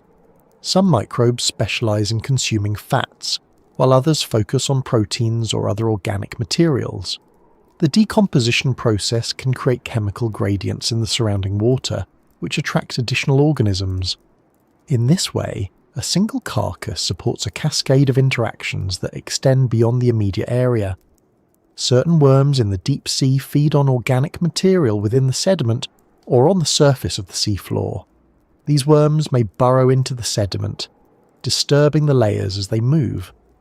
Their burrowing activities help mix the sediment, redistributing nutrients and making them more accessible to other organisms. Even though these worms might not be visible in footage captured by submersibles, they contribute significantly to the overall ecosystem. Another important group of organisms in the deep sea are the foraminifera. These single-celled organisms build small shells and live within the sediment. They feed on tiny particles of organic material, helping to break down marine snow further. Their shells accumulate over long periods, becoming part of the sedimentary record. Foraminifera are often used by scientists to study past environmental conditions because their shells preserve chemical signatures that reflect the composition of the surrounding water. The slow pace of life in the trench means that feeding strategies must be efficient. Most organisms here are not built for fast movement. They cannot afford to chase prey across long distances because the energy cost would be too high. Instead, they rely on strategies that allow them to maximize the value of whatever food becomes available. Some species use long sensory appendages to detect organic particles in the water. Others wait passively for food to drift by. Predators may ambush prey rather than pursue it. The scarcity of food also influences the size of animals in the trench. Many species are small because small bodies require less energy. However, size varies widely depending on the species and its ecological role. Amphipods, for example, can grow surprisingly large in deep trenches, sometimes reaching sizes much larger than their shallow water relatives. This phenomenon, known as deep-sea gigantism, may result from factors such as slower metabolism, longer lifespans, and the ability to consume a wider range of food sources. Fish in the trench, such as the snailfish, remain relatively small. Their soft bodies and slow metabolism allow them to survive with limited food. They feed on small crustaceans, worms, and other animals that live on or near the seafloor. Their mouths are often wide relative to their head size, enabling them to capture prey efficiently. They do not rely on speed, but instead use slow, controlled movements to locate and consume food. Feeding in the deep sea also involves cooperation between different levels of the ecosystem. Microbes break down organic material.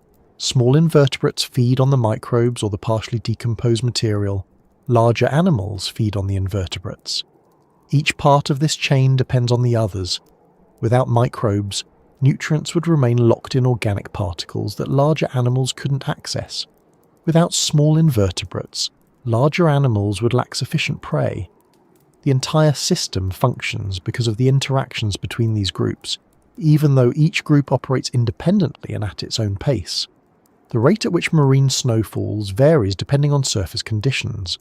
During periods of high productivity near the surface, such as during phytoplankton blooms, more organic material forms and sinks. This increased production can lead to temporary increases in food availability in the deeper layers. However, because the journey downward takes time, the effects of these surface events reach the deep sea with a delay. This means the deep sea experiences a lagged response to surface conditions. The organisms here have adapted to this unpredictability by maintaining flexible feeding strategies and slow metabolisms. In addition to marine snow from biological sources, there are inorganic particles that contribute to the deep sea sediment. Dust from land, volcanic ash, and mineral fragments all sink to the bottom. These particles do not provide nutrients, but they become part of the sedimentary environment. Organisms living in the sediment must navigate this mixture of organic and inorganic material to find the nutrients they need. Some species use specialized feeding mechanisms to capture specific types of particles. For example, certain deep-sea sponges filter water through their porous bodies, trapping bacteria and organic particles. The filtering process is highly efficient, allowing the sponges to survive in nutrient-poor environments.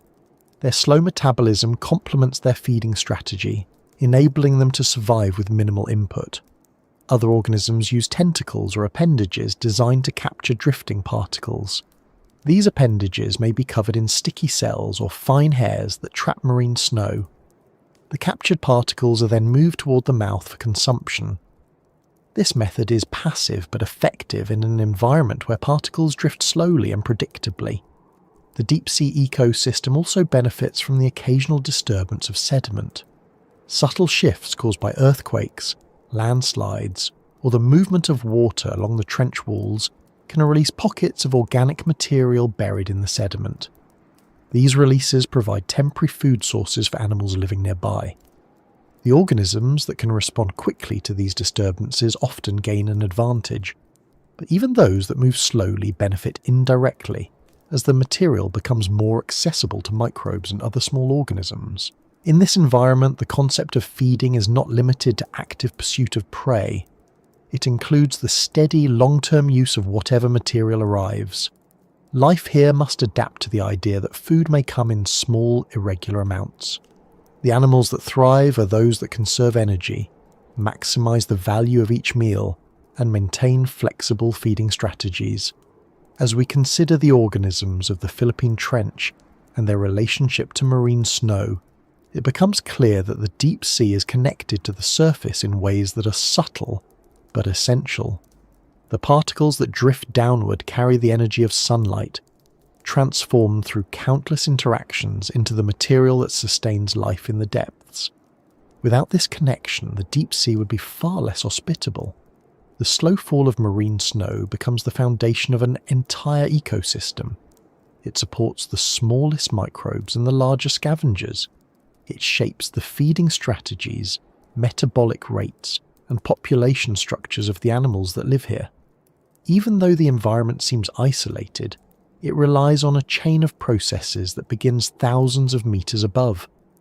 As we continue learning about this environment, it becomes clear that the deep-sea survival depends on patterns that span the entire ocean. And as we move forward, the next parts of our journey will continue to show how life adapts to each new challenge presented by these depths.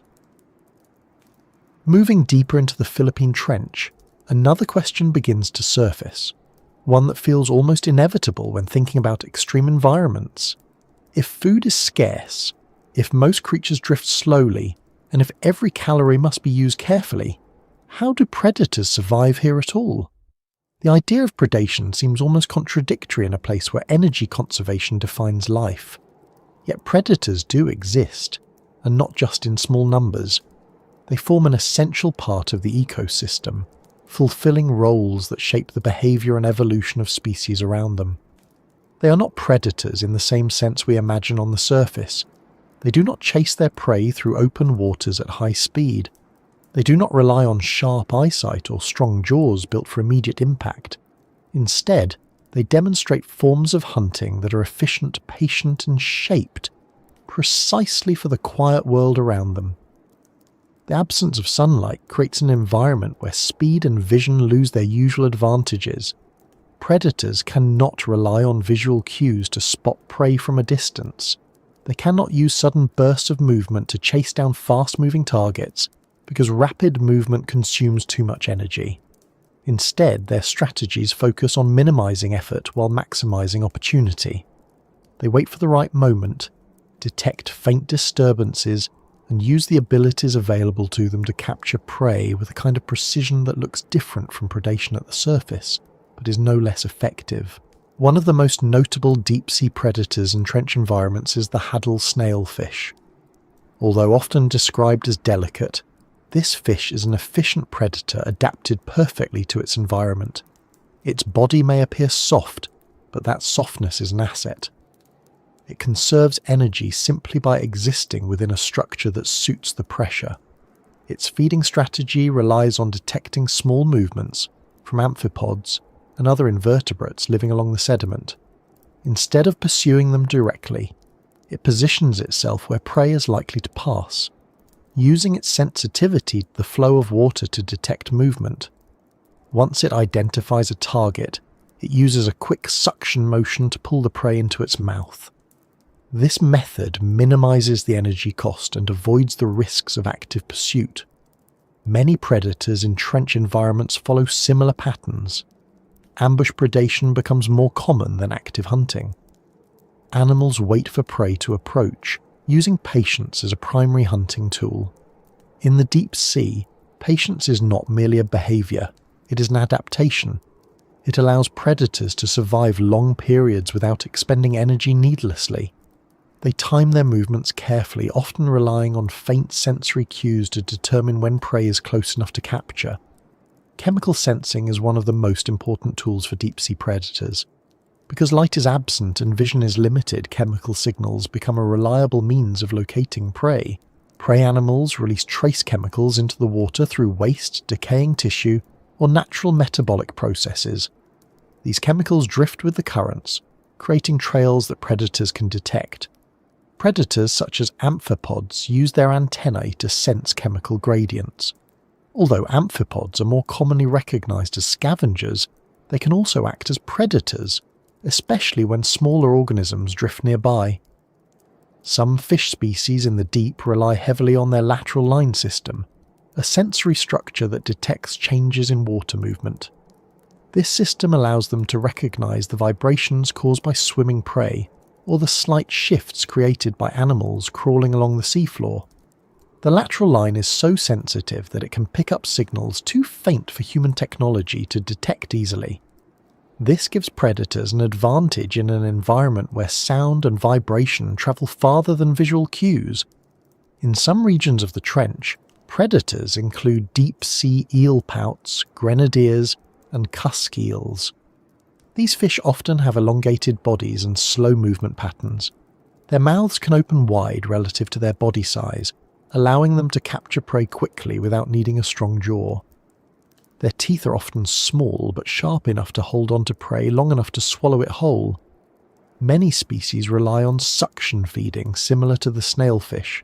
Suction feeding reduces the energy needed for hunting because the predator draws water and prey into the mouth rather than lunging forward. Some larger predators in the deep sea, such as certain species of grenadiers, feed on a combination of benthic organisms and small fish. They use slow, deliberate movements to explore the sea floor. Their sensory systems help them identify the presence of prey under the sediment or within small crevices. This method of feeding is a compromise between active hunting and scavenging. It allows them to obtain energy without relying solely on chance encounters. Scavenging itself is an important part of predatory behaviour in the trench. In an environment where food is limited, predators rarely specialise exclusively in hunting. Instead, they take advantage of whatever food sources become available. If a carcass falls, predators arrive after the scavengers begin breaking it down, feeding on smaller animals or fragments of tissue. Scavenging reduces the need for prolonged hunting and provides an efficient way to access nutrients. This strategy also fits the overall pattern of energy conservation that defines the deep-sea ecosystem. Even animals with soft bodies can become predators in these depths.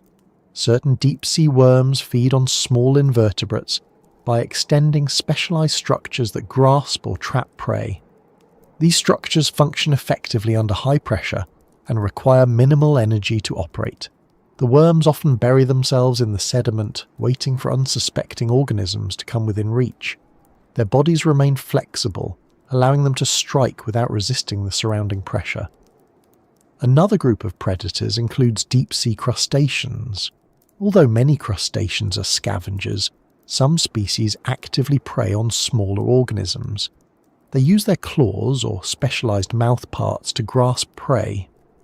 Their exoskeletons are adapted to the deep sea, with reduced mineral content to allow flexibility. Their claws may not be as strong as those of shallow water species, but they are effective within this environment.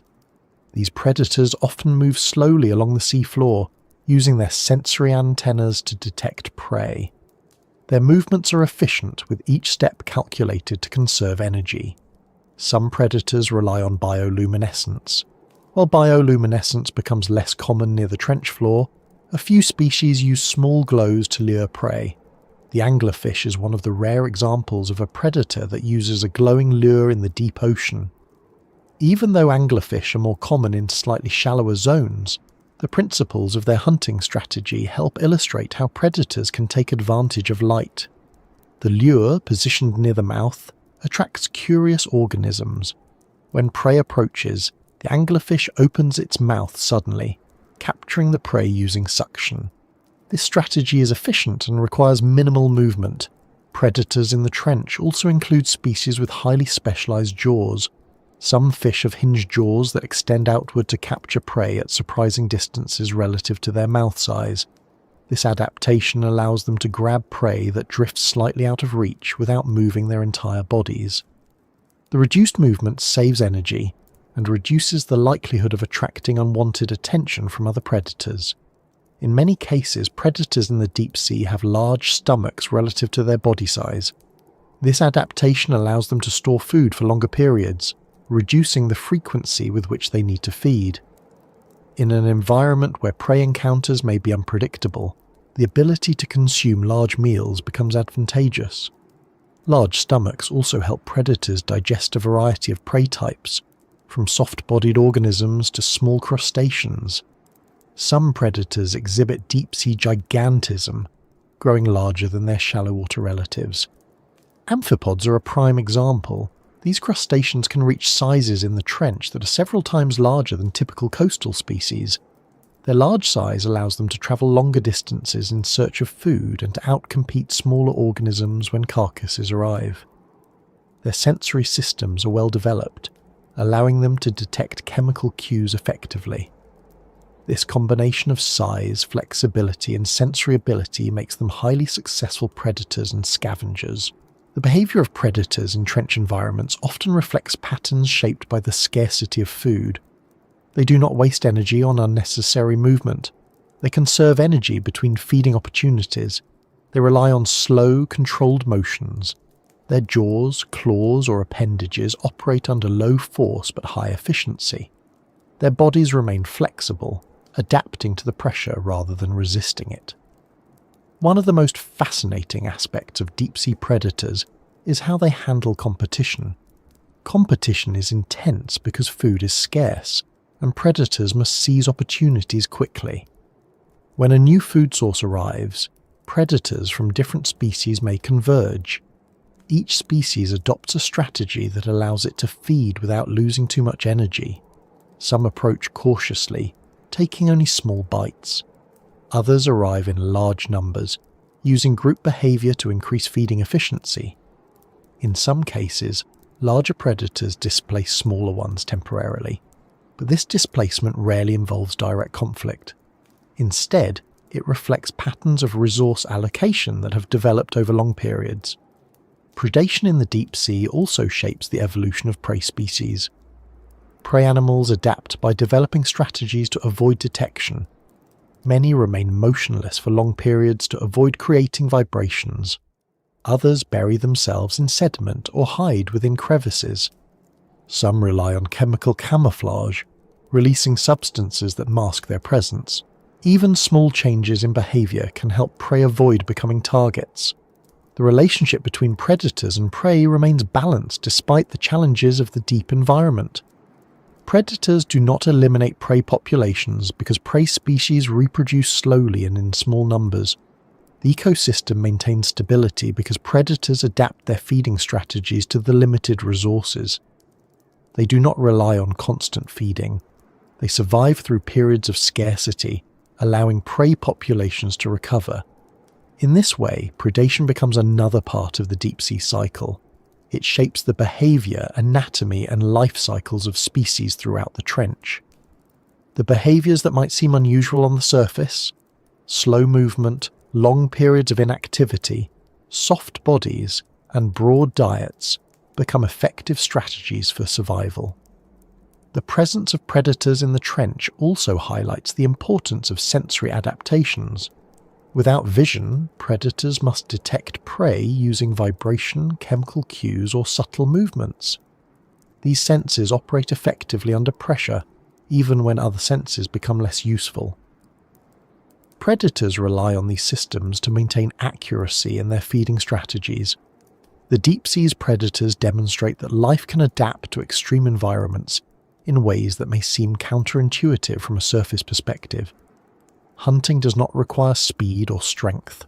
It requires patience, sensitivity, and the ability to use minimal energy. The success of predators in the trench comes from their precise adaptations to the conditions around them. As we continue exploring this environment, the interactions between predators and prey help reveal a more complex picture of life in the deepest parts of the ocean. These interactions demonstrate how ecosystems can function under extreme pressure, low food availability, and complete darkness. They show how each species, through its adaptations, contributes to the balance of the environment. As we move toward the deeper walls of the Philippine Trench, the biology of the place slowly blends with something even larger. Down here, life exists alongside forces that operate across vast scales of time and space. These forces are slow, immense, and constant, and they shape the environment just as profoundly as pressure, cold, and darkness do. While the animals survive through careful adaptation, the seabed beneath them shifts, grinds, and rebuilds itself in processes that never stop.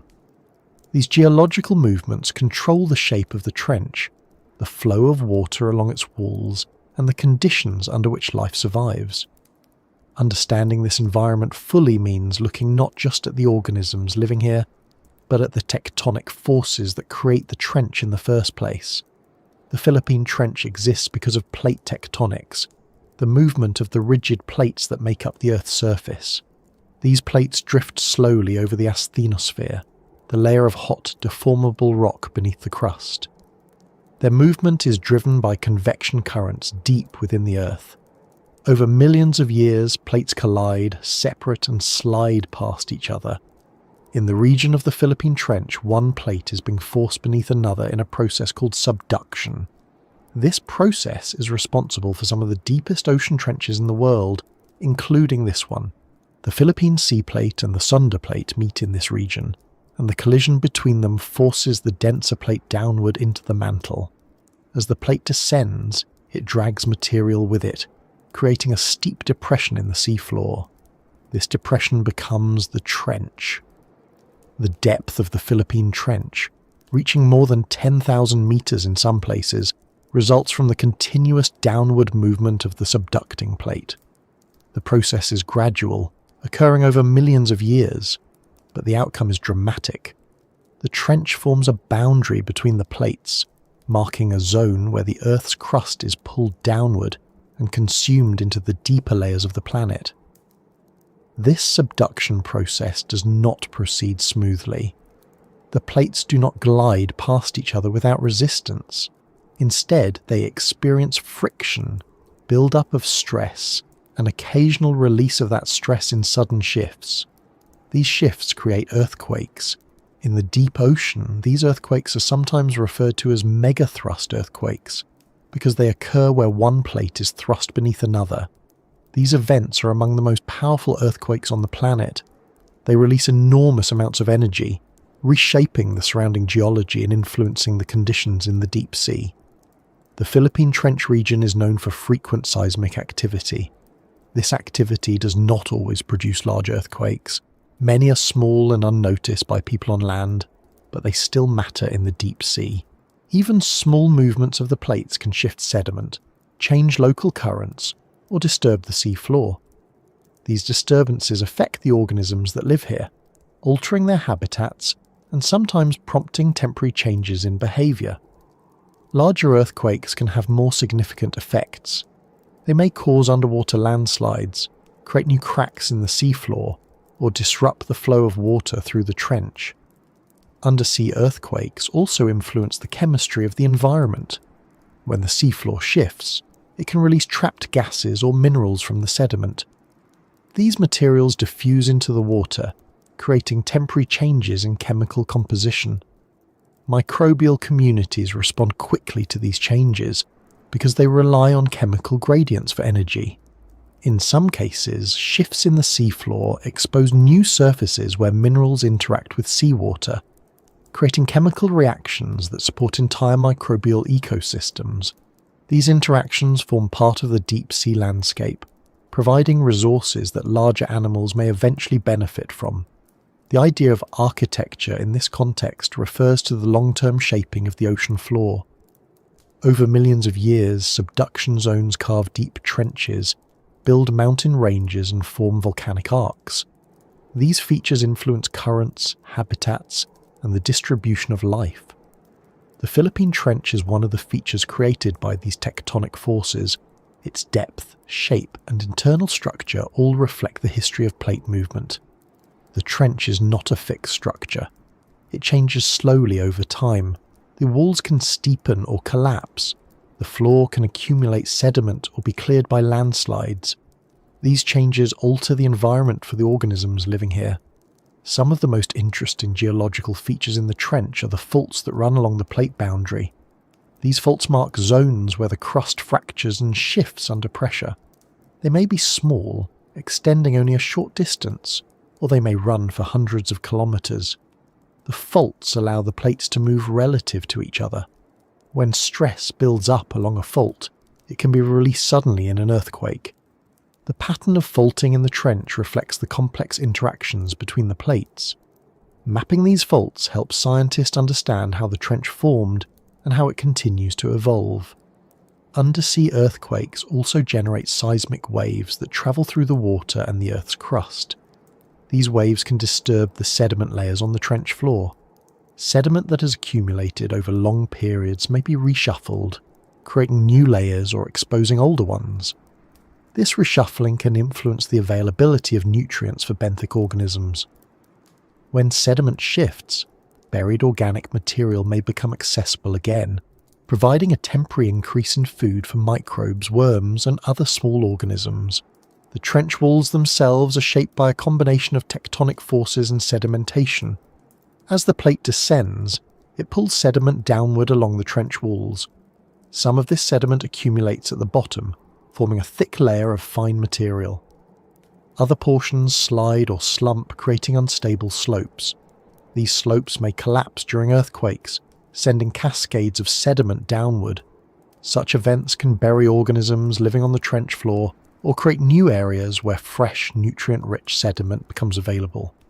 The seafloor remains dynamic, even though it may appear still in submersible footage. Volcanic activity also plays a role in the region. Although the Philippine Trench itself is not volcanic, the subduction process contributes to the formation of volcanic arcs nearby. The descending plate heats as it moves deeper into the mantle. This heat causes water and other materials to be released from the plate. These materials lower the melting point of the overlying mantle, leading to the formation of magma. The magma rises, forming volcanic arcs at the surface. While these volcanoes are not located within the trench, their activity influences the chemistry of the surrounding ocean and the distribution of nutrients. Hydrothermal fluids may also reach the deep sea in certain locations. These fluids carry minerals that can support unique microbial communities. While hydrothermal vents are more common along mid-ocean ridges, subduction zones can also create conditions for venting. If such vents occur near the trench floor, they provide additional sources of chemical energy for organisms. These environments host specialized microbes that thrive on the minerals released from the Earth's crust. Although vents in the Philippine Trench region are not as well documented as those in other parts of the Pacific, geological processes suggest their presence is possible. The geology of the trench does more than shape the physical environment. It also influences the behavior of deep-sea currents. As water moves along the trench walls, it interacts with the steep topography. These interactions create areas of slow movement and areas where water flows more rapidly. The movement of water helps distribute nutrients, oxygen, and heat. In the deep ocean, even small changes in current patterns can influence the distribution of organisms. Certain species may prefer areas where water movement is minimal, allowing fine particles to settle. Others may inhabit areas where currents deliver fresh material from above. Even though the deep sea lacks the turbulence of surface waters, the currents here remain essential. They transport marine snow, redistribute sediment, and allow chemical gradients to form. The trench acts as a channel that directs water movement along its length. Earthquakes can alter these currents temporarily by shifting the seafloor or creating new pathways. Over time, these changes shape the habitats available to deep-sea organisms. The architecture of the trench also influences temperature distribution. The deep ocean remains cold, generally just above freezing, but small variations in temperature occur depending on water movement and geological activity. These variations may affect metabolic processes in deep-sea organisms. Temperature changes slowly, but even slight shifts can influence how microbial communities function or how oxygen is distributed. Geological activity also affects how gas hydrates form in the sediment. Gas hydrates are crystalline structures where gas molecules, such as methane, become trapped within a lattice of water molecules. These structures form under high pressure and low temperature, conditions common in deep-sea trenches. When earthquakes disturb the sediment, gas hydrates can break apart, releasing methane into the water. Microbes consume the methane, forming part of the deep-sea food web. This process links geological activity with biological energy cycles. The trench acts as a natural recorder of geological history. The layers of sediment that accumulate on its floor contain information about past earthquakes, volcanic eruptions, and changes in ocean circulation. Scientists study these layers to reconstruct the geological timeline of the region. Each layer represents a period of deposition, marked by variations in particle size, composition, and chemical signatures. Disturbances caused by earthquakes appear as mixed or displaced layers. These signs help identify the magnitude and frequency of past seismic events. As we continue observing this environment, it becomes clear that life here is shaped not only by the constant physical conditions, but also by the occasional disturbances. Earthquakes may be infrequent, but their impact lasts. They redistribute material, create new habitats, and expose layers of sediment that were previously buried. These events influence the long-term evolution of the ecosystem. Species that can adapt to sudden changes gain an advantage. Those that rely on stable conditions may struggle. Some organisms become indicators of geological activity. Their behavior or distribution may change following an earthquake. Amphipods may gather in areas where fresh organic material becomes available. Worms may take advantage of newly exposed sediment. Even microbes respond quickly because they rely on chemical gradients that shift after seismic events. By studying these changes, researchers gain insight into how the trench environment responds to natural disturbances. The trench's shape, depth, and steep walls reflect millions of years of tectonic activity. These geological features influence every aspect of life here. They determine the pressure conditions, the movement of water, the distribution of nutrients, and the types of habitats available. Without the subduction process, the trench would not exist, and the organisms adapted to extreme depths would not have their unique environment. Understanding these forces adds depth to our view of the ecosystem. The animals living here are not merely surviving in isolation, they are part of a landscape shaped by immense forces. The quietness of the deep sea hides the slow, powerful movements that continuously alter its structure. These movements, though gradual on human timescales, have created one of the most extreme environments on Earth. As we continue into the next part, the relationship between life and these geological forces becomes even clearer, showing how survival here depends not only on biological adaptation, but also on the shifting foundation beneath it. As we continue deeper into the Philippine Trench, the sense of how improbable life here seems only grows stronger. Every part of this environment pushes organisms toward limits that are hard to imagine from the surface. Pressure reaches levels that would destroy most biological structures. Temperatures hover just above freezing. Food is scarce, drifting down in small, unpredictable amounts. Light never reaches this far, and the geological forces beneath the seafloor shift at a pace that can reshape habitats without warning. All of these factors combine to create a world that appears too hostile for life. Yet the trench is filled with organisms that not only survive but have adapted so thoroughly that these conditions form the basis of their existence.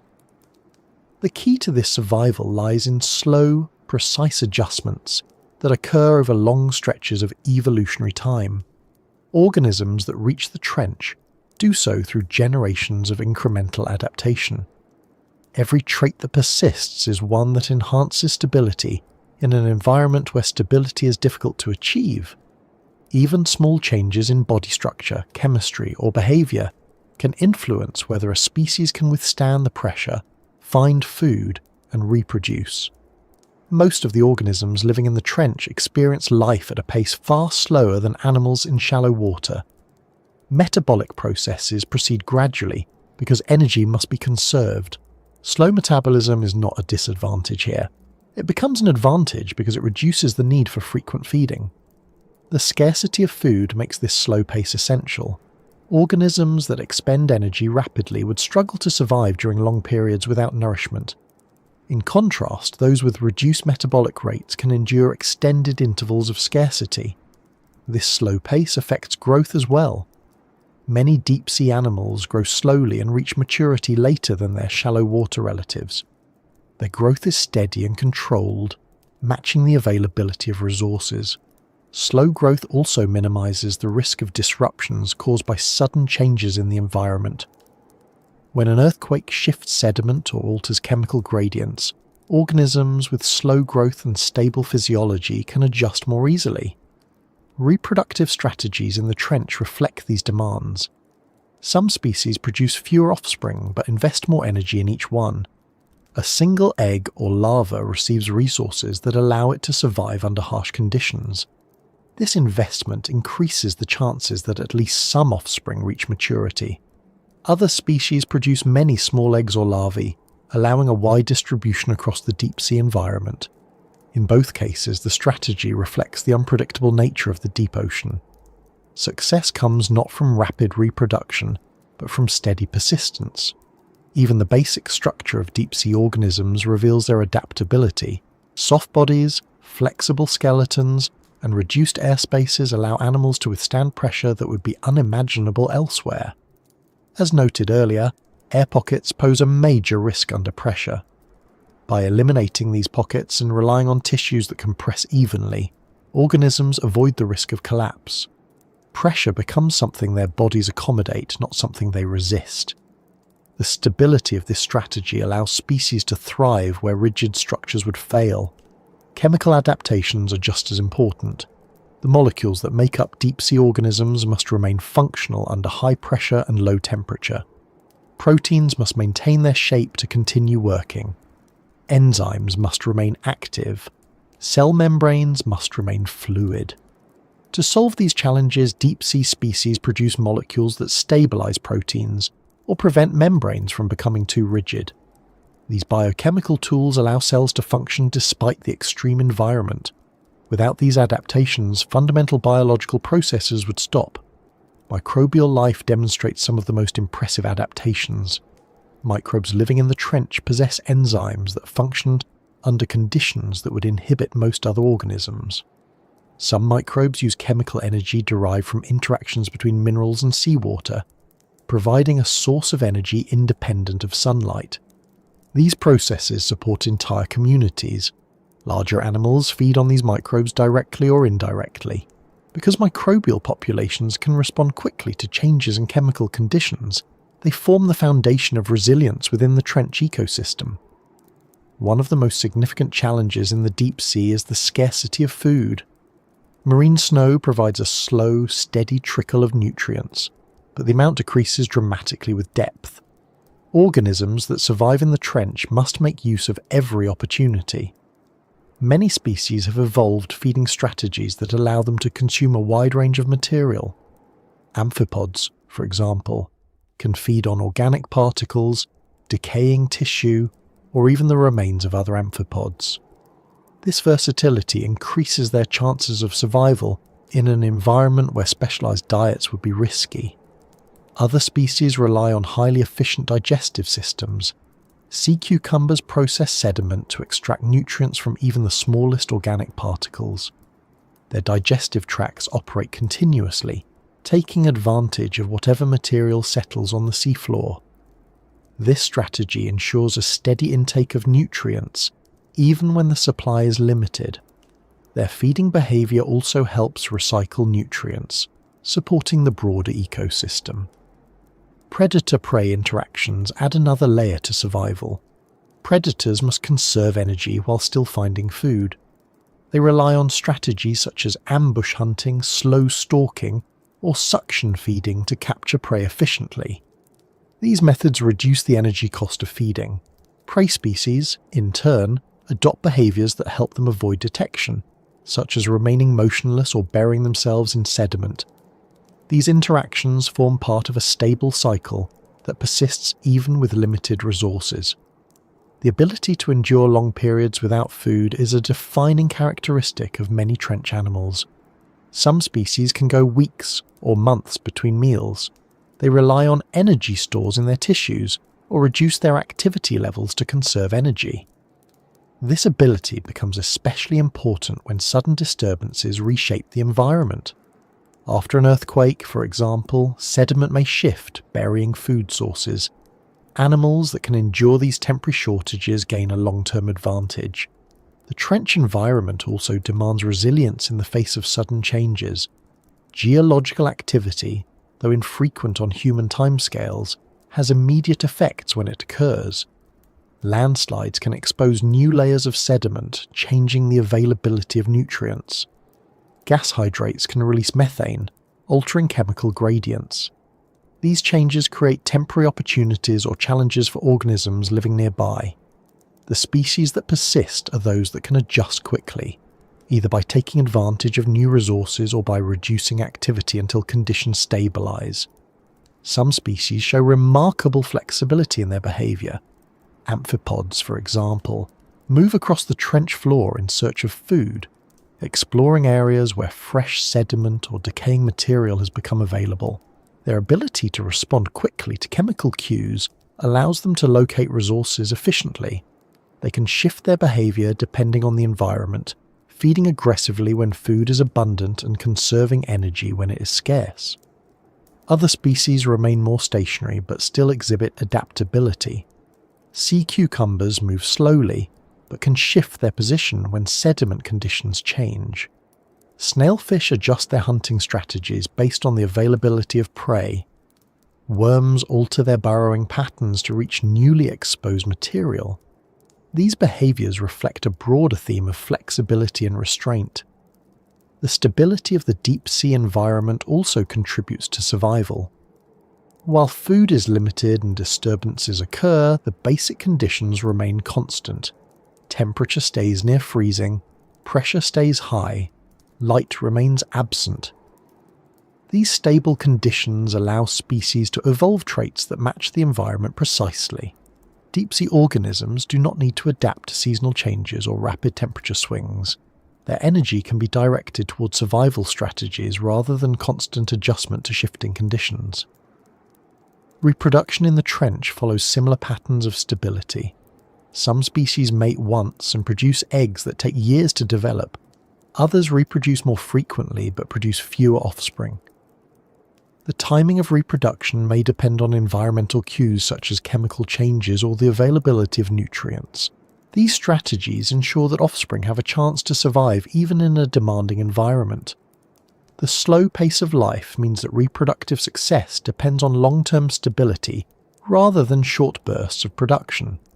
Many deep-sea species also exhibit longer lifespans compared to animals living in shallower waters. A slow metabolism reduces wear and tear on tissues. Lower activity levels reduce stress. These factors contribute to extended lifespans that allow organisms to reproduce multiple times over long periods. Longer lifespans also reduce the need for rapid population turnover. This stability supports the balance of the ecosystem. Another important factor in survival is the ability to navigate the darkness.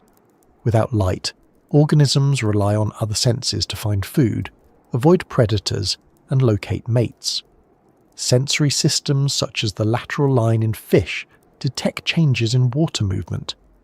Chemical receptors identify the presence of organic material or other animals.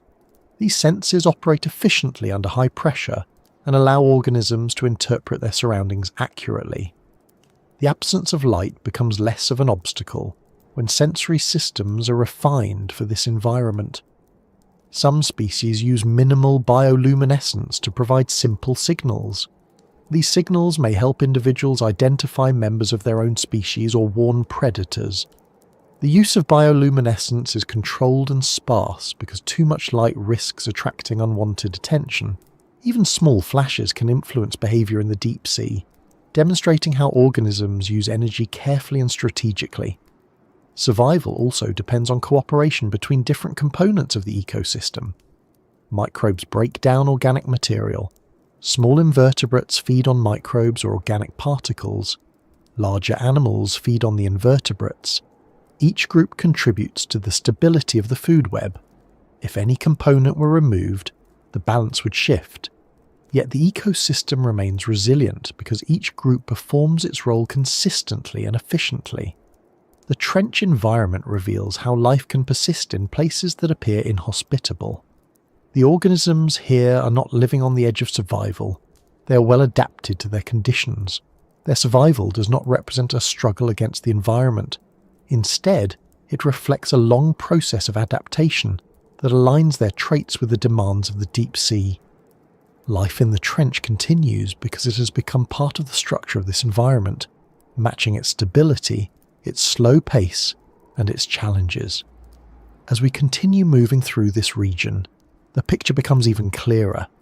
The relationship between biological adaptation and environmental forces forms a system that, while extreme, supports its own kind of stability. The next steps of the journey will explore the remaining mysteries of this quiet, demanding world. As the journey through the Philippine Trench continues, the sense that there is still far more unknown than known becomes difficult to ignore. The deeper we go, the clearer it becomes that even the most advanced instruments, the longest expeditions, and the most detailed surveys have only scratched the surface of this place. The Hadal Zone remains one of the least explored environments on Earth. The reasons for this are simple. The conditions make access difficult. The pressure complicates equipment design. The darkness limits visibility. The remoteness of the region creates logistical challenges. All of these factors combine to ensure that large portions of the trench remain unobserved, waiting for future exploration. The unknown elements of this environment fall into several categories. Some are biological, involving species that have yet to be discovered or understood. Others are geological, linked to the structure of the Earth and the processes that shape the trench. Still others are chemical, involving reactions and interactions that occur under conditions far beyond what humans typically encounter. Each of these areas contributes to the broader sense of mystery. The biological unknowns are among the most intriguing. Deep-sea expeditions using remotely operated vehicles or autonomous submersibles occasionally capture footage of organisms that have not been identified. These glimpses may show unusual shapes or movements. Sometimes they show known species behaving in unexpected ways. Other times they reveal organisms that appear only briefly before disappearing back into the dark.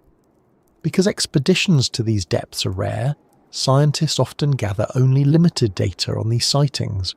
Without continuous observation, determining the species' full range of behaviours, feeding habits, or ecological roles becomes difficult. One reason so many species remain undocumented is the physical structure of the trench. The steep walls, narrow rifts, and isolated pockets create small habitats that may support unique organisms. These isolated habitats can differ in temperature, chemical composition, or sediment structure, allowing distinct species to evolve in each area. Some organisms may live in specific depth ranges and rarely move beyond them. Others may inhabit crevices or depressions that are difficult for submersibles to reach. These limitations mean that even well-planned expeditions can miss species that live only meters away from where the cameras explore. Microbial life in the trench remains another area filled with questions.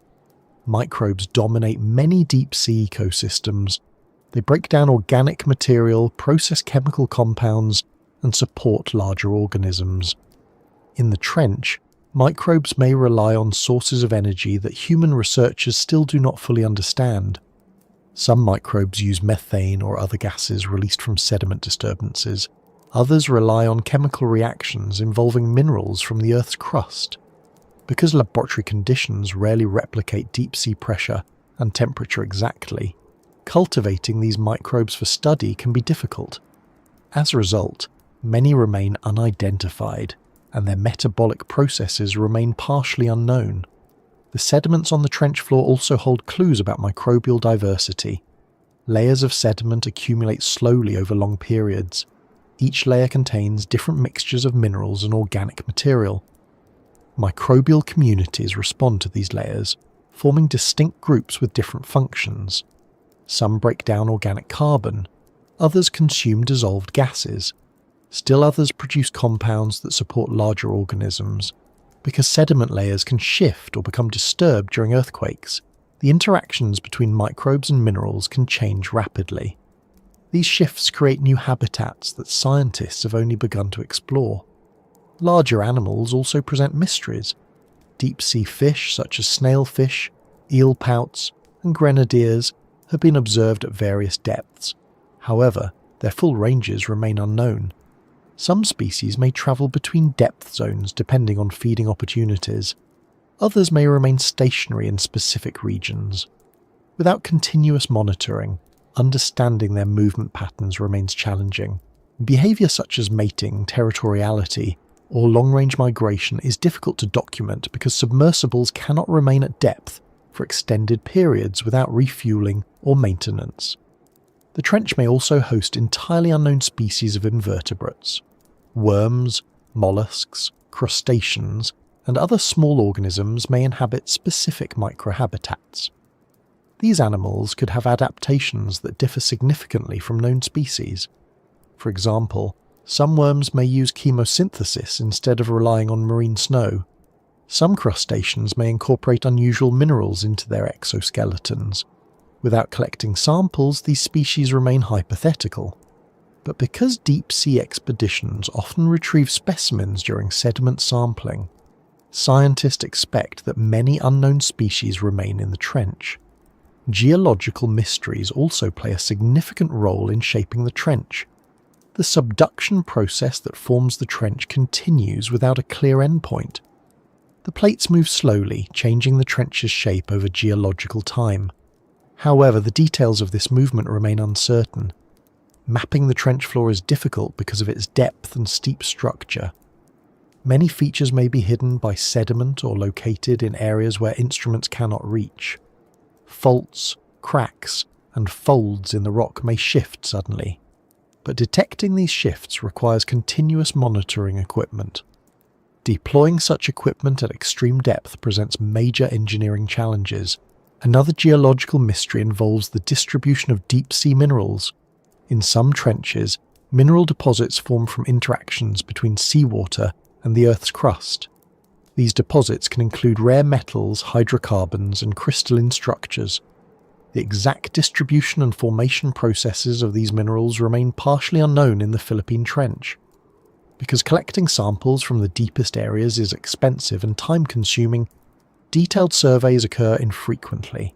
As a result, scientists have only general models for how minerals form here. Undersea earthquakes in the trench also produce mysteries. Although the general process of plate movement is understood, predicting the exact behavior of faults remains difficult. Small variations in pressure, temperature, or rock composition can influence how the plates interact. These variations may create localized zones where stress builds up or releases unpredictably. Without direct observation, understanding these zones remains theoretical. Deep-sea sensors can detect seismic waves, but cannot always determine their exact origin or effect on the surrounding environment. Chemical mysteries are equally important. At extreme depth, chemical reactions occur differently than at the surface. High pressure influences how molecules interact. Some reactions that would be slow or impossible at normal pressure may occur more readily here. Other reactions may proceed differently because of the low temperature. These chemical differences influence everything from mineral formation to microbial metabolism.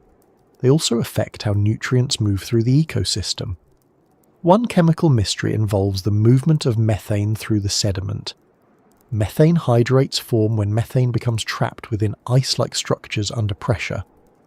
When earthquakes disturb the sediment, these hydrates can release methane. Microbes consume some of the methane, but the rest may diffuse into the water. The long-term impact of these releases remains unclear. Because methane influences microbial communities, changes in methane availability may reshape parts of the ecosystem. Scientists have measured methane concentrations in some areas, but the full patterns remain unknown. Another chemical mystery involves the interaction between minerals and seawater in areas where the plate is actively subducting. As the descending plate heats up, minerals release fluids that may rise through cracks in the seafloor. These fluids can contain unusual chemical compounds that support microbial life. In some subduction zones, hydrothermal vents form as these fluids reach the surface. The presence and distribution of such vents in the Philippine Trench remain uncertain. If vents exist here, they could support microbial communities unlike those seen in other parts of the ocean. The physical environment also raises questions. For example, the movement of water along the trench walls may influence nutrient distribution, but the details of these currents are not fully mapped. Some currents may be driven by tidal forces, while others depend on global ocean circulation. Because measuring current patterns at extreme depth requires long-term sensors, data remain limited. The structure of the trench, with its steep walls and narrow passageways, makes water movement more complex. Small variations in current patterns can influence where marine snow accumulates, where sediment shifts, or where organisms gather. The darkness of the deep sea also presents mysteries. Although bioluminescence becomes less common near the trench floor, some organisms may still produce faint glows. These glows may be too dim or too brief to capture on video. Some microbes produce chemical light as part of their metabolism. If such microbes exist in large enough numbers, they may create subtle light patterns that have not yet been documented. Detecting such patterns would require highly sensitive equipment that can function under pressure for extended periods. Another source of mystery involves the long-term stability of deep-sea populations. Many species in the trench have slow metabolisms and long lifespans. Their populations adjust gradually to changes in nutrient availability or environmental conditions. Without long-term observation, understanding these adjustments remains difficult. Some populations may fluctuate over decades, influenced by changes in surface productivity or geological activity. Others may remain stable for long periods, reflecting the slow pace of life in the deep. The trench also holds mysteries about the movement of species between depth zones. Some organisms may migrate vertically over long periods, moving up and down the water column depending on temperature, chemical conditions, or life stages. These movements are difficult to track because submersibles rarely follow animals long enough to observe long-term behavior. Tagging animals in the deep sea is challenging because tags must withstand pressure and remain functional for years. Without this technology, understanding movement patterns remains a future goal. An additional unknown involves how climate change will influence the trench. While the deep sea remains insulated from short-term surface changes, long-term shifts in temperature, ocean circulation, or nutrient patterns may eventually reach these depths. The timing and extent of these influences are uncertain. Changes in surface productivity may affect the amount of marine snow reaching the trench. Alterations in current patterns may redistribute nutrients. Understanding these processes requires long-term monitoring that has only recently begun. The Philippine Trench also presents mysteries related to geological age and sediment history. Sediment cores reveal layers representing thousands or millions of years. Each layer contains clues about past ocean conditions, volcanic events, or changes in marine life. However, sampling these layers remains difficult because retrieving cores from extreme depths requires specialized equipment. Even when samples are obtained, interpreting them can be complex because the sediment may have been disturbed by earthquakes or landslides. Many questions about past climate patterns and geological events remain unanswered. It is also possible that entirely new ecosystems exist within the trench, isolated from the rest of the ocean. Small pockets of water trapped within geological structures may have unique chemical compositions. These microenvironments could support distinct microbial communities. Without direct exploration, their existence remains speculative. But because similar isolated environments have been found in other oceanic regions, the possibility remains open. The deep sea remains one of the last frontiers on Earth. The Philippine Trench embodies this idea more than almost any other location. The combination of extreme depth, pressure, and remoteness ensures that much of it remains hidden. But each expedition, each sample, and each observation adds to our understanding.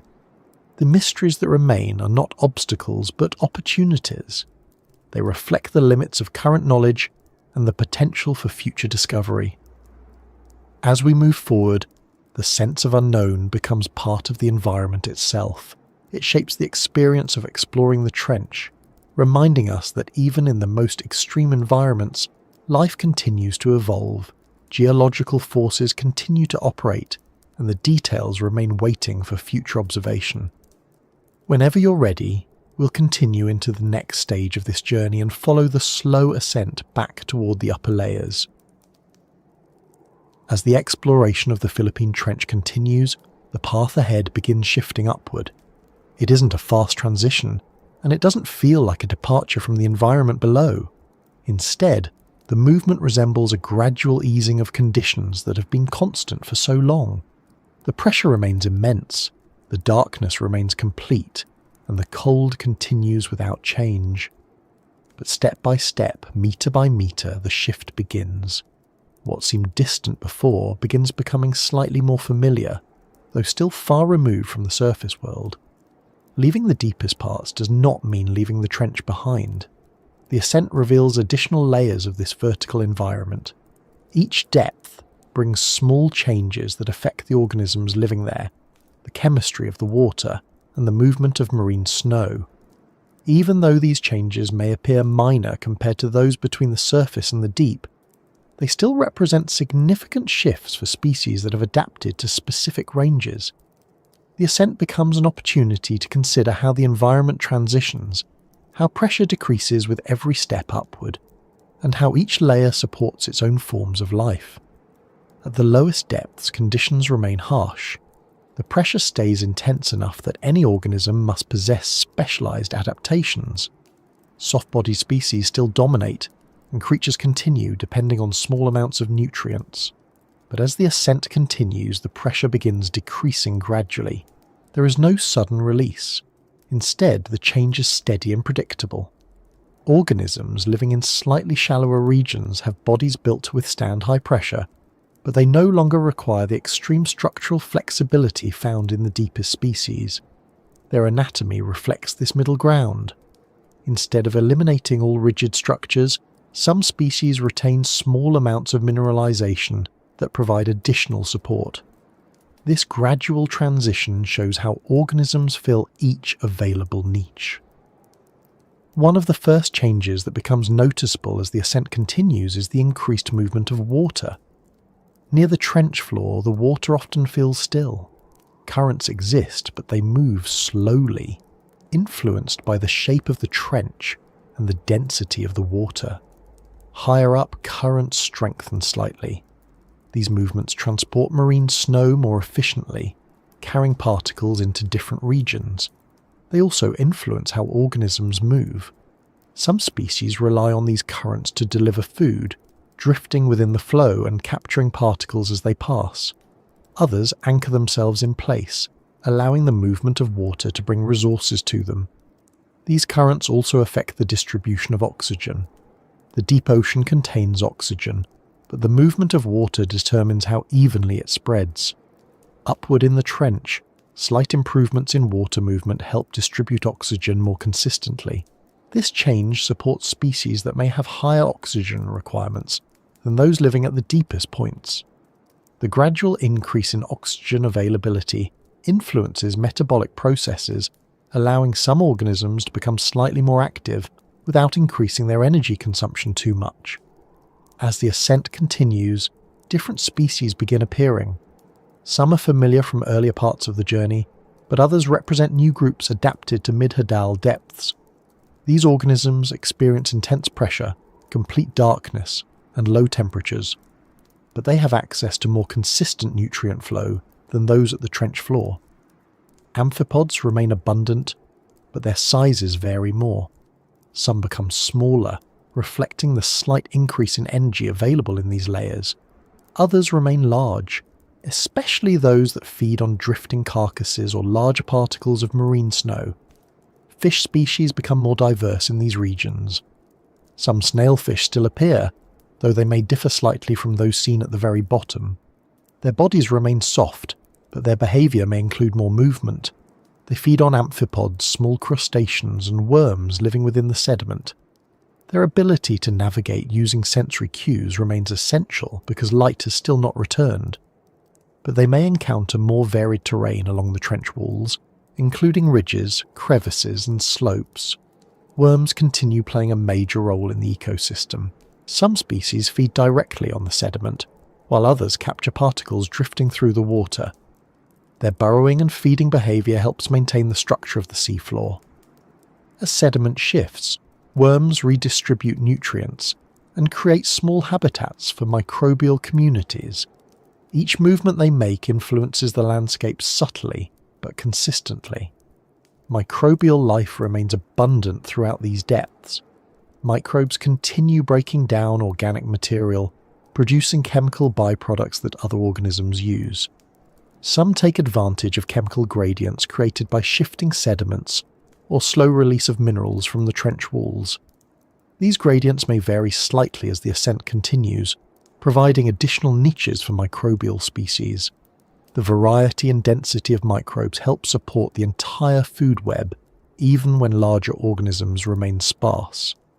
At these depths, the sediment composition begins changing.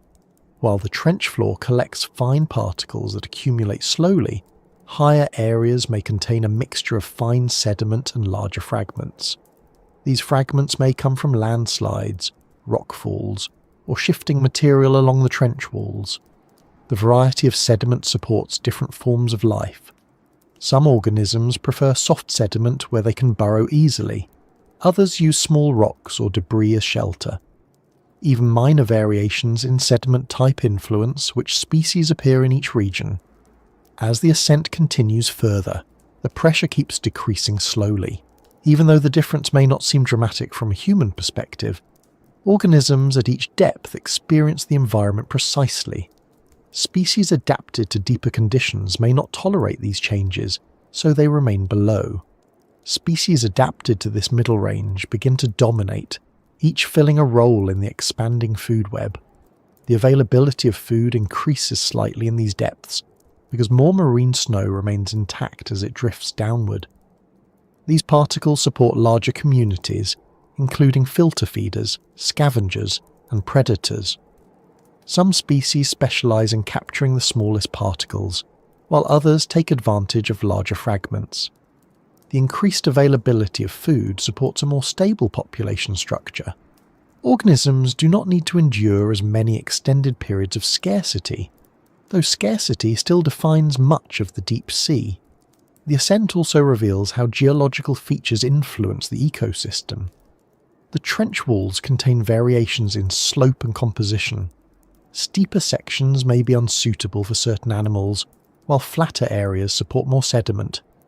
Crevices and cracks provide shelter for small organisms. Microbial mats may form in areas where minerals interact with seawater. These mats provide food for some species, adding another layer to the complex structure of the environment. While the geological forces that shape the trench remain active, their influence becomes more apparent at these shallower depths, because sediments shift more visibly. Small landslides move material downward, creating temporary changes in habitat. Animals respond by relocating or adjusting their feeding strategies. The stability of the environment depends not only on long-term processes, but also on these short-term events. Continuing upward, light remains absent, but faint changes in the structure of the water column begin appearing. Temperature still stays low, though slight variations may occur depending on the movement of water and the influence of deeper currents.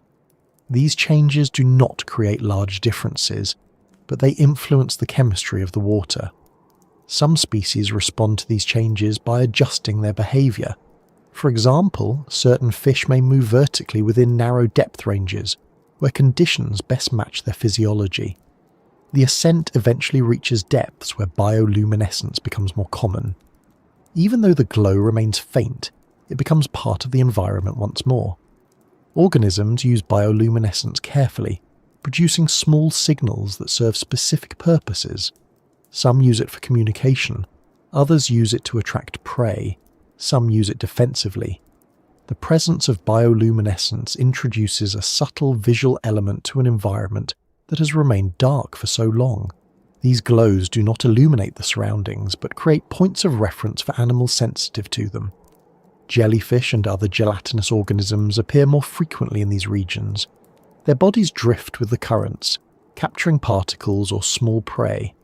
Their slow movements match the pace of the environment, conserving energy while taking advantage of drifting food. Some species produce bioluminescence, creating short pulses of light. These organisms play an important role in transferring energy through the water column as they consume smaller species and become prey for larger ones.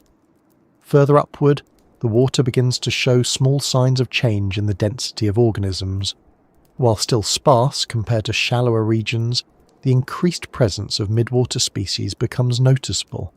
The ecosystem grows more diverse in its structure. Different organisms occupy different layers within the water column.